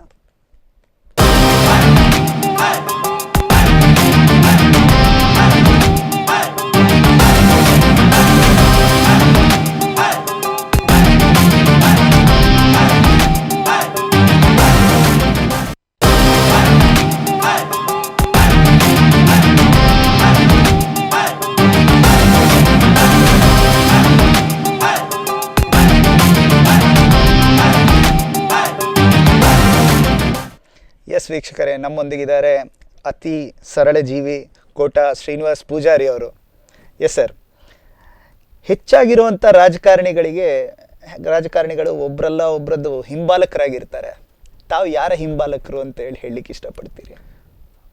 ಬಹುಶಃ ನಮ್ಮ ಜಿಲ್ಲೆಯಲ್ಲಿ ನಾನು ಬೆಳೆದ ರೀತಿಯಲ್ಲಿ ಯಾರದ್ದು ಹಿಂಬಾಲಕರಾಗಲಿಕ್ಕೆ ಅವಕಾಶ ಇರಲಿಲ್ಲ. ನಾನು ಪ್ರಥಮವಾಗಿ ರಾಜಕಾರಣದಲ್ಲಿ ಭಾರತೀಯ ಜನತಾ ಪಕ್ಷದ ಮೂಲಕ ಗ್ರಾಮ ಪಂಚಾಯತ್ನ ಉಪಾಧ್ಯಕ್ಷನಾಗದಾಗ, ತಾಲೂಕ್ ಪಂಚಾಯತ್ ಸದಸ್ಯನಾದಾಗ ನನಗೆ ಪ್ರಥಮವಾಗಿ ಗೋಚರಿಸಿದ್ದು ಡಾಕ್ಟರ್ ವಿ ಎಸ್ ಆಚಾರ್. ನಮ್ಮ ಪಾರ್ಟಿಯ ಮುಖಂಡರಾಗಿದ್ದರು. ಅವರೆಂದೂ ಕೂಡ ಇನ್ನೊಬ್ಬರ ಹಿಂಬಾಲಕನಾಗಿ ನಾನು ನಿಮ್ಮವ ಅಂತ ಹೇಳುವಂಥದ್ದಾಗಲಿ, ನಾನು ನಿಮ್ಮ ಬೆಂಬಲಿಗ ಅಂತ ಹೇಳುವುದನ್ನಾಗಲಿ, ಅಥವಾ ನಾನು ನಿಮ್ಮ ಬೆಂಬಲಿಗನಾಗಿ ಇರಲಿಕ್ಕೆ ಆಸಕ್ತನಾದವನು ಅಂತೇಳಿ ಪ್ರತಿಬಿಂಬಿಸುವುದನ್ನಾಗಲಿ ಅವರು ಇಷ್ಟಪಡ್ತಿರ್ಲಿಲ್ಲ. ಹಾಗೆ ಇತಿಮಿತಿ ಒಳಗೆ ನಮ್ಮನ್ನು ಪ್ರೀತಿಸ್ತಿದ್ರು ಮತ್ತು ನಮ್ಮನ್ನೆಲ್ಲ ಅತ್ಯಂತ ಪ್ರೀತಿಯಿಂದ ನೋಡ್ತಾ ಇದ್ರು. ಅವರ ಭಾವನೆಗಳು ನಮಗೂ ಎಲ್ಲ ಅರ್ಥ ಆದ್ದರಿಂದಾಗಿ ನಾವು ಅವ್ರ ವಿಚಾರಕ್ಕಷ್ಟೇ ಅವ್ರ ಹಿಂದೆ ತಿರುಗಲಿಕ್ಕೆ ಪ್ರಾರಂಭ ಮಾಡಿದೆವು. ಎಲ್ಲಿ ಒಂದು ಕಡೆ ಕುಂದಾಪುರಕ್ಕೆ ಹೋಗ್ತಾ ಇದ್ದರೆ ಫೋನ್ ಮಾಡಿ ನಾನು ಬರ್ತಾ ಇದ್ದೇನೆ, ನಿಂಗೆ ಬಿಡುವಿದ್ರೆ ಮಾತ್ರ ಬರ್ತಾ ಅಂತ ಇದ್ದರು. ಮತ್ತು ಅನೇಕ ಸಂದರ್ಭಗಳಲ್ಲಿ ನಮ್ಮನ್ನು ಬೇರೆ ಬೇರೆ ಕಾರ್ಯಕ್ರಮಕ್ಕೆ ಕರ್ಕೊಂಡು ಹೋಗುವಾಗ ಹಿತಮಿತವಾದಂಥ ಭಾಷೆಗಳನ್ನು ಬಳಸ್ತಾ ಇದ್ರು ಮತ್ತು ನನ್ನಂಥವನ್ನ ಬೆಳವಣಿಗೆ ಬೇಕಾದಂಥ ರೂಪರೇಖೆಗಳನ್ನು ಸಿದ್ಧಗೊಳಿಸ್ತಾ ಇದ್ರು. ಒಂದು ಸಾರಿ ನನ್ನೂರಿನಲ್ಲಿ ಒಬ್ಬರು ವ್ಯಾಪಾರಿಗಳಿದ್ದರು. ಅವರು ಜನಸಂಘದ ಕಾಲದಿಂದಲೂ ಪಾರ್ಟಿಯಾಗಿದ್ದವರು. ನಾನು ತಾಲೂಕ್ ಪಂಚಾಯತ್ನಲ್ಲಿ ಮೆಂಬರ್ ಆಗಿದ್ದಾಗ ಒಂದು ಸಭೆ ಮುಗಿಸಿ ಹೋದಾಗ ಡಾಕ್ಟರ್ ಆಚಾರ್ಯ ಅವ್ರನ್ನ ಕರೆದು ಅವ್ರ ಮನೆ ಕರೆದು ಹೇಳಿದ್ರಂತೆ, ಆ ಶ್ರೀನಿವಾಸ ಪೂಜಾರಿ ಅಂತ ಇದ್ದಾನಲ್ವ ತಾಲೂಕ್ ಪಂಚಾಯತ್ ಸದಸ್ಯ, ಅವನಿಗೆ ನೀವೆಲ್ಲ ಒಟ್ಟು ಸೇರಿ ಸ್ವಲ್ಪ ಶಕ್ತಿ ಕೊಟ್ಟರೆ ಅವನಿಗೆ ಮುಂದೆ ಬೆಳವಣಿಗೆ ಆಗುವಂಥ ಒಂದು ಚಾರಗಳಿದೆ ಅಂತ ಹೇಳಿದ್ರಂತೆ. ಅವರು ನನ್ನನ್ನು ಕರೆದು 3-4 ಜನ ಸಂಘದವ್ರ ಜೊತೆಯಲ್ಲಿ ಕೂತ್ಕೊಂಡು ಡಾಕ್ಟರ್ ಆಚಾರ್ಯ ಹೀಗೆ ನಮಗೆ ಮಾರ್ಗದರ್ಶನ ಕೊಟ್ಟಿದ್ದಾರೆ, ಅನುಭವ ಕೊಟ್ಟಿದ್ದಾರೆ, ಹಾಗಾಗಿ ನೀನೇನಾದರೂ ಕೆಲಸ ಕಾರ್ಯಗಳನ್ನು ಮಾಡುವಾಗ ನಮ್ಮನ್ನು ಜೋಡಿಸ್ಕೊಳ್ಬೋದು ಅಂತ ಹೇಳಿದರು. ಅಂದರೆ ಈ ಇಂಗಿತಗಳ ಆಧಾರದಲ್ಲಿ ವ್ಯಕ್ತಿಗಳು ರೂಪುಗೊಳ್ಳಲಿಕ್ಕೆ ಬೇಕಾದಂಥ ಯೋಜನೆಯನ್ನು ಡಾಕ್ಟರ್ ಆಚಾರ್ಯ ಅಂತ ಹಿರಿಯರು ರೂಪಿಸ್ತಾ ಇದ್ರು. ಅದರಲ್ಲಿ ಬೆಳೆದು ನನಗೆ ಯಾರಿಗಾದರೂ ಹಿಂಬಾಲಕನಾಗಬೇಕು ಅಂತ ಹೇಳೋದಕ್ಕಿಂತಾಗಿ ಪಕ್ಷದ ಕಾರ್ಯಕರ್ತನಾಗಿ ಬೆಳಿಬೇಕು ಅಂತ ಆಸಕ್ತಿ ಇತ್ತು. ಇವತ್ತಿನ ರಾಜಕಾರಣದಲ್ಲಿ ಯಾರದೇ ಹಿಂಬಾಲಕರಾಗದೇ ಇರಲಿಕ್ಕೆ ಸಾಧ್ಯ ಇದೆಯಾ? ಇಲ್ಲಿವರೆಗೆ ಅಂಥದ್ದು ಅನಿವಾರ್ಯ ಅಂತ ಅನಿಸಿರ್ಲಿಲ್ಲ ನಮಗೆ. ಇತ್ತೀಚಿನ ಕೆಲವು ವಿದ್ಯಮಾನಗಳಿಂದಾಗಿ ಕೆಲವು ಸಾರಿ ಒಟ್ಟು ರಾಜಕೀಯ ವ್ಯವಸ್ಥೆಯಲ್ಲಿ, ಆ ಪಾರ್ಟಿ ಈ ಪಾರ್ಟಿ ಅಂತಲ್ಲ, ಒಟ್ಟು ರಾಜಕೀಯ ವ್ಯವಸ್ಥೆಯಲ್ಲಿ ಯಾರದ್ದೋ ಜೊತೆಯಲ್ಲಿ ಇದ್ದರೆ ಮಾತ್ರ ಏನಾದರೂ ಆಗ್ಬೋದು ಅನ್ನುವಂಥ ಭಾವನೆಗಳು ಬಿಂಬಿಸಿ ಆಗಿರುವಂಥ ವ್ಯವಸ್ಥೆ ನಿರ್ಮಾಣ ಆಗ್ತಾ ಇದೆ ಇಡೀ ಕರ್ನಾಟಕ ರಾಜ್ಯದಲ್ಲಿ. ರಾಜ್ಯ ನಂಗೆ ರಾಜಕಾರಣ ಗೊತ್ತಿಲ್ಲ. ಹಾಗಾಗಿ ಯಾರದ್ದಾದ್ರೂ ಹಿಂಬಾಲಕರಾಗಬೇಕು ಏನೋ ಅನ್ನುವಂಥ ಒಂದು ವ್ಯವಸ್ಥೆ ನಿರ್ಮಾಣ ಆಗುವಾಗಲೇ ನಾನು ಹೆಚ್ಚು ಕಡಿಮೆ ಕೆಲವೆಲ್ಲ ಆಗಿಬಿಟ್ಟಿದ್ದೆ. ಹಾಗಾಗಿ ಇನ್ನು ನನಗೆ ಗೊಂದಲ, ಯಾರೋ ಹಿಂದೋಗಿ ಶಾಸಕ ಆಗಬೇಕು, ಇಲ್ಲ ನಾನು ಶಾಸಕ ಆಗಿ ಆಯ್ತು. ಯಾರೋ ಹಿಂದೋಗಿ ಜಿಲ್ಲಾ ಪಂಚಾಯತ್ ಸದಸ್ಯ ಆಗಬೇಕು, ನನಗೆ ಆಯ್ತು. ಯಾರ್ದೋ ಹಿಂದೋಗಿ ರಾಜ್ಯದಲ್ಲಿ ಏನೋ ದೊಡ್ಡ ಹುದ್ದೆ ಆಗಬೇಕು, ಹೆಚ್ಚು ಕಡಿಮೆ ನಂಗೆ ಕೆಲವು ಹುದ್ದೆಗಳು ಬಂದಾಯ್ತು. ನನಗಿಂತ ಎತ್ತರದ ಹುದ್ದೆ ನನಗೆ ಬೇಡ. ನನಗೆ ಯಾರ್ದು ಹಿಂಬಾಲಿದ್ರೆ ಮಾತ್ರ ಮಂತ್ರಿ ಆಗಬೇಕು, ನಾನು ಅದು ಆಯ್ತು. ಹಾಗಾಗಿ ಇನ್ನೇನಾಗಬೇಕು ಅಂತ ಯೋಚನೆ ಮಾಡುವಷ್ಟು ಕಾಲಘಟ್ಟದಲ್ಲಿ ನಾನು ಸಾಕಷ್ಟು ಬೆಳೆದ್ರಿಂದ ಇನ್ನು ಯಾರ್ದಾರು ಹಿಂಬಾಲಕನಾಗುವಂಥ ಆಸೆ ಇಲ್ಲ. ಪಾರ್ಟಿಯ ಕಾರ್ಯಕರ್ತರಾಗಿ ಬೆಳೆದು ಬಿಡ್ತೇನೆ. ರಾಜಕೀಯ ವ್ಯವಸ್ಥೆಯಲ್ಲಿ ಏನಾದರೂ ಒಂದು ಬದಲಾಯಿಸಬೇಕು ಅಂತೇಳಿದರೆ ಏನನ್ನು ಬದಲಾಯಿಸ್ಲಿಕ್ಕೆ ಇಷ್ಟಪಡ್ತೀರಿ ಸರ್? ಇಲ್ಲ, ಈಗ ಲೋಕಾಯುಕ್ತರಾಗಿರುವಂಥ ಸಂತೋಷ್ ಹೆಗಡೆಯವರು ರಾಜೀನಾಮೆಯನ್ನು ಕೊಟ್ಟಾಗ ನಮ್ಮ ಸರ್ಕಾರ ಇತ್ತು. ಅವ್ರು ರಾಜೀನಾಮೆಯನ್ನು ತಗೊಳ್ಬಾರದು ಅನ್ನುವಂಥ ಜನಾಭಿಪ್ರಾಯ ಇತ್ತು. ಆಗ ನಾನು ಅವರ ಚೇಂಬರಿಗೆ ಹೋಗಿದ್ದೆ. ಒಂದು ಹೂಗುಚ್ಛ ಕೊಟ್ಟು ನಮಸ್ಕಾರ ಮಾಡಿ, ನಮ್ಮ ಹಿರಿಯರು ನೀವು, ನಮ್ಮ ಜಿಲ್ಲೆಯವರು, ನೀವು ರಾಜೀನಾಮೆ ಕೊಡಬಾರ್ದು ಅಂತ ವಿನಂತಿ ಮಾಡ್ಲಿಕ್ಕೆ ಬಂದೆ ಅಂತ ಹೇಳಿದ್ದೆ. ಅಷ್ಟೇ ಹೇಳಿದ್ದು ನಾನು. ಹೊರಬರುವಾಗ ಕೆಲವು ಮಾಧ್ಯಮದ ಗೆಳೆಯರು ಮಾಡುವಂಥ ಚರ್ಚೆ ಇನ್ನೊಂದು ಮತ್ತೊಂದರಲ್ಲೆಲ್ಲ ವಿಚಾರಗಳು ಮಂಡನೆ ಆಗ್ತಾ ಬಂತು. ನೋಡಿ, ಇಡೀ ಸಮಾಜವನ್ನು ಸುಧಾರಣೆ ಒಂದು ಲೋಕಾಯುಕ್ತರಿಂದ ಆಗುತ್ತಾ ಅಂತ ಕೇಳಿದಾಗ ನಾನು ಹೇಳಿದೆ, ಹೌದು, ಲೋಕಾಯುಕ್ತರೇ ಆಗಬೇಕು, ಭ್ರಷ್ಟರನ್ನು ನಿಯಂತ್ರಣ ಮಾಡಲಿಕ್ಕೆ ಲೋಕಾಯುಕ್ತ ಹೆಚ್ಚಿರಬೇಕು ಅಂತ ಹೇಳೋ ಕಾರಣಕ್ಕೆ ಸಂತೋಷ್ ಹೆಗಡೆಯವರು ಆಸ್ಥಾನದಲ್ಲಿ ಇರಬೇಕು ಅಂತ ನಾನು ಚರ್ಚೆ ಮಾಡಿದೆ. ಆಗ ತುಂಬ ಹಿರಿಯ ಪತ್ರಕರ್ತರೊಬ್ಬರು ಹೇಳಿದರು, ಅಲ್ಲ ರೀ, ಸಂತೋಷ್ ಹೆಗ್ಡೆ ಅವ್ರು ಬೇಕು, ನಾವಿಲ್ಲ ಅಂತ ಹೇಳಿಲ್ಲ. ವ್ಯಕ್ತಿಗಳು ಪ್ರಾಮಾಣಿಕರಾಗಬೇಕಾದ್ರೆ ಲೋಕಾಯುಕ್ತವೇ ಬೇಕಾ? ನಾನು ಹೇಳಿದೆ ಬೇಡವಾ ಅಂತ ಕೇಳಿದೆ. ಅದಕ್ಕೆ ಅವ್ರು ಹೇಳಿದ್ರು, ನಿಮ್ಮ VS ಆಚಾರ್ಯರು ಜೀವನದಲ್ಲಿ 40 ವರ್ಷದ ರಾಜಕಾರಣ ಜೀವನದಲ್ಲಿ ಒಂದು ಕಪ್ಪು ಚುಕ್ಕೆ ಕೂಡ ಇಲ್ಲ ರೀ, ಹೇಗಾಯಿತು ಅಂತ ಕೇಳಿದರು. ಅನೇಕ ಹಿರಿಯರ ಉದಾಹರಣೆಗಳನ್ನು ಕೊಟ್ಟರು ಅವರು, ರಾಜಕಾರಣದಲ್ಲಿರುವಂಥ ಅನೇಕ ಪ್ರಾಮಾಣಿಕರನ್ನು. ಅಂಥವರೆಲ್ಲರೂ ಕೂಡ ರಾಜಕಾರಣದಲ್ಲಿದ್ದೂ ಕೂಡ ಭ್ರಷ್ಟಾಚಾರದಿಂದ ಹೊರಗಿದ್ರಲ್ಲ, ಹೇಗೆ? ನಾನು ಹೇಳಿದೆ ಹೇಗೆ, ನಮಗೂ ಗೊತ್ತಿಲ್ಲ ಸರಿ. ಅವ್ರು ಹೇಳಿದ್ರು, ವ್ಯಕ್ತಿಯೊಬ್ಬ ತಾನು ಪ್ರಾಮಾಣಿಕನಾಗಬೇಕು ಅಂತ ನಿರ್ಧಾರ ಮಾಡಿಬಿಟ್ರೆ ಅವನನ್ನು ಬದಲಾಯಿಸಲಿಕ್ಕೆ ಸಾಧ್ಯವಿಲ್ಲ. ವ್ಯವಸ್ಥೆಗಳಲ್ಲಿ ಅನಿವಾರ್ಯ ಆದರೆ ಅವನು ಹೊರಗುಳಿದು ಬಿಡ್ತಾನೆ ಹೊರತು ಭ್ರಷ್ಟ ಆಗೋದಿಲ್ಲ. ಹಾಗಾಗಿ ಸಮಾಜ ಸುಧಾರಣೆ ಆಗುವುದು ವ್ಯವಸ್ಥೆಗಳಿಗಿಂತ ಹೆಚ್ಚಾಗಿ ಸಾಮಾಜಿಕ ವ್ಯವಸ್ಥೆಯಲ್ಲಿರುವಂಥ ವ್ಯಕ್ತಿಗಳಿಂದ. ಹಾಗೆ ಅಂಥ ವ್ಯಕ್ತಿಗಳ ಸಂಖ್ಯೆ ಜಾಸ್ತಿ ಆದರೆ ಸಮಾಜದಲ್ಲಿ ತುಂಬ ಸುಧಾರಣೆ ಆಗುತ್ತೆ. ಲೋಕಾಯುಕ್ತ ಇರಬಾರ್ದು ಅಂತಲ್ಲ, ಇರಬೇಕು. ಆದರೆ ವ್ಯಕ್ತಿಯೊಬ್ಬ ತಾನು ಪ್ರಾಮಾಣಿಕನಾಗಬೇಕು ಅನ್ನೋದು ಮೊದಲು ನಿರ್ಧಾರ ಮಾಡಬೇಕು ಅನ್ನುವಂಥ ಮಾತನ್ನು ಹೇಳಿದರು. ಹಾಗಾಗಿ ಏನಾದರೂ ಸುಧಾರಣೆ ಮಾಡಬೇಕು ಅಂತ ನಾವು ಹೊರಡೋದಕ್ಕಿಂತ ನಾನು ಸುಧಾರಣೆಯಲ್ಲಿದ್ದೇನೆ ಅಂತ ಹೇಳಿ ವಿಶ್ವಾಸದಲ್ಲಿದ್ದರೆ ಒಂದಷ್ಟು ನನ್ನ ಮಟ್ಟಿಗೆ ನಾನು ಇರ್ಬೋದು ಅಂತ ಆಗ್ಬೋದು. ನನ್ನ ಮಟ್ಟಿಗೆ ನಾನು ಸುಧಾರಣೆ ಮಾಡ್ಕೊಳ್ಬೋದು. ಮತ್ತು ಇಡೀ ಜಗತ್ತನ್ನು ಸುಧಾರಣೆ ಮಾಡಿಕೊಳ್ಳೋದು ಹೋದವರೆಲ್ಲ ಪೂರ್ಣ ಯಶಸ್ವಿಯಾಗಿದ್ದ ಬಗ್ಗೆ ನನಗೆ ಗೊತ್ತಿಲ್ಲ. ಮತ್ತು ಅನೇಕರು ಹಾಳಾಗಿ ಹೋಗಿದ್ದಾರೆ ಅನ್ನುವಂಥ ಹೆದರಿಕೆ ಇದೆ ನನಗೆ. ಆ ಕಾರಣಕ್ಕೋಸ್ಕರ ವ್ಯವಸ್ಥೆಯನ್ನು ಸುಧಾರಣೆ ಮಾಡಬಹುದು, ತನ್ನಿಂದ ಪ್ರಾರಂಭ ಆಗಬೇಕು ವ್ಯಕ್ತಿಯಿಂದ ಅಂತ ಅಂದ್ಕೊಂಡವು ನಾನು. ತಾವು ಅತಿ ಹೆಚ್ಚು ಮೆಚ್ಚುಗೆ ಪಡುವಂಥ ಒಬ್ಬರು ರಾಜಕಾರಣಿ ಇದ್ದರೆ ಅಂದರೆ VS ಆಚಾರ್ಯ ಬಿಟ್ಟು ಯಾರು ಈಗಿರೋರಲ್ಲಿ ಯಾರು?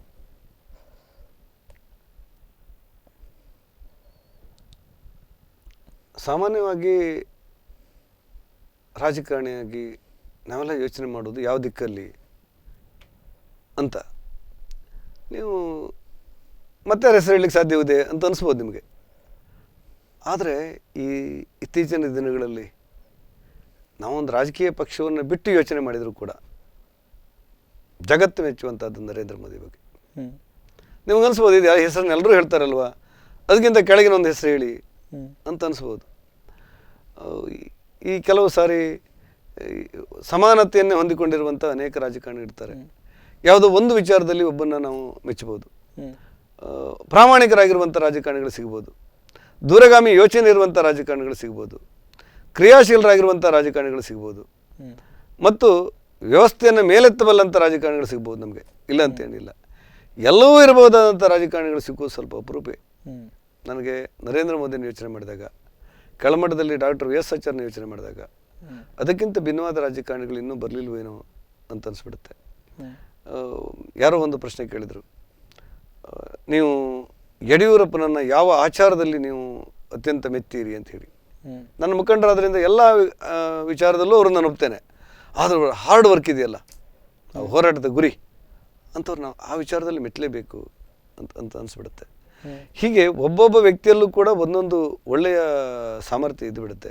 ಆದರೆ ಎಲ್ಲ ಸಾಮರ್ಥ್ಯಗಳು ಒಂದಾಗಿರೋದು ಸದ್ಯದಲ್ಲಿ ವಿಶ್ವದಲ್ಲಿ ನೋಡ್ತಾ ಇರೋದು ನಾನು ಮೋದಿಯವರನ್ನ ಅಂದರೆ ದೊಡ್ಡ ವ್ಯಕ್ತಿಗಳು ಕೊಡ್ಬೋದಾ, ನೀವು ಜಿಲ್ಲೆಯಲ್ಲಿ ಯಾರನ್ನೂ ಕೊಡ್ಬೋದಾ, ರಾಜ್ಯದಲ್ಲಿ ಯಾರನ್ನೂ ಕೊಡಬಾರ್ದಾ ಅಂತ ನಿಮ್ಗೆ ಅನಿಸ್ಬೋದು.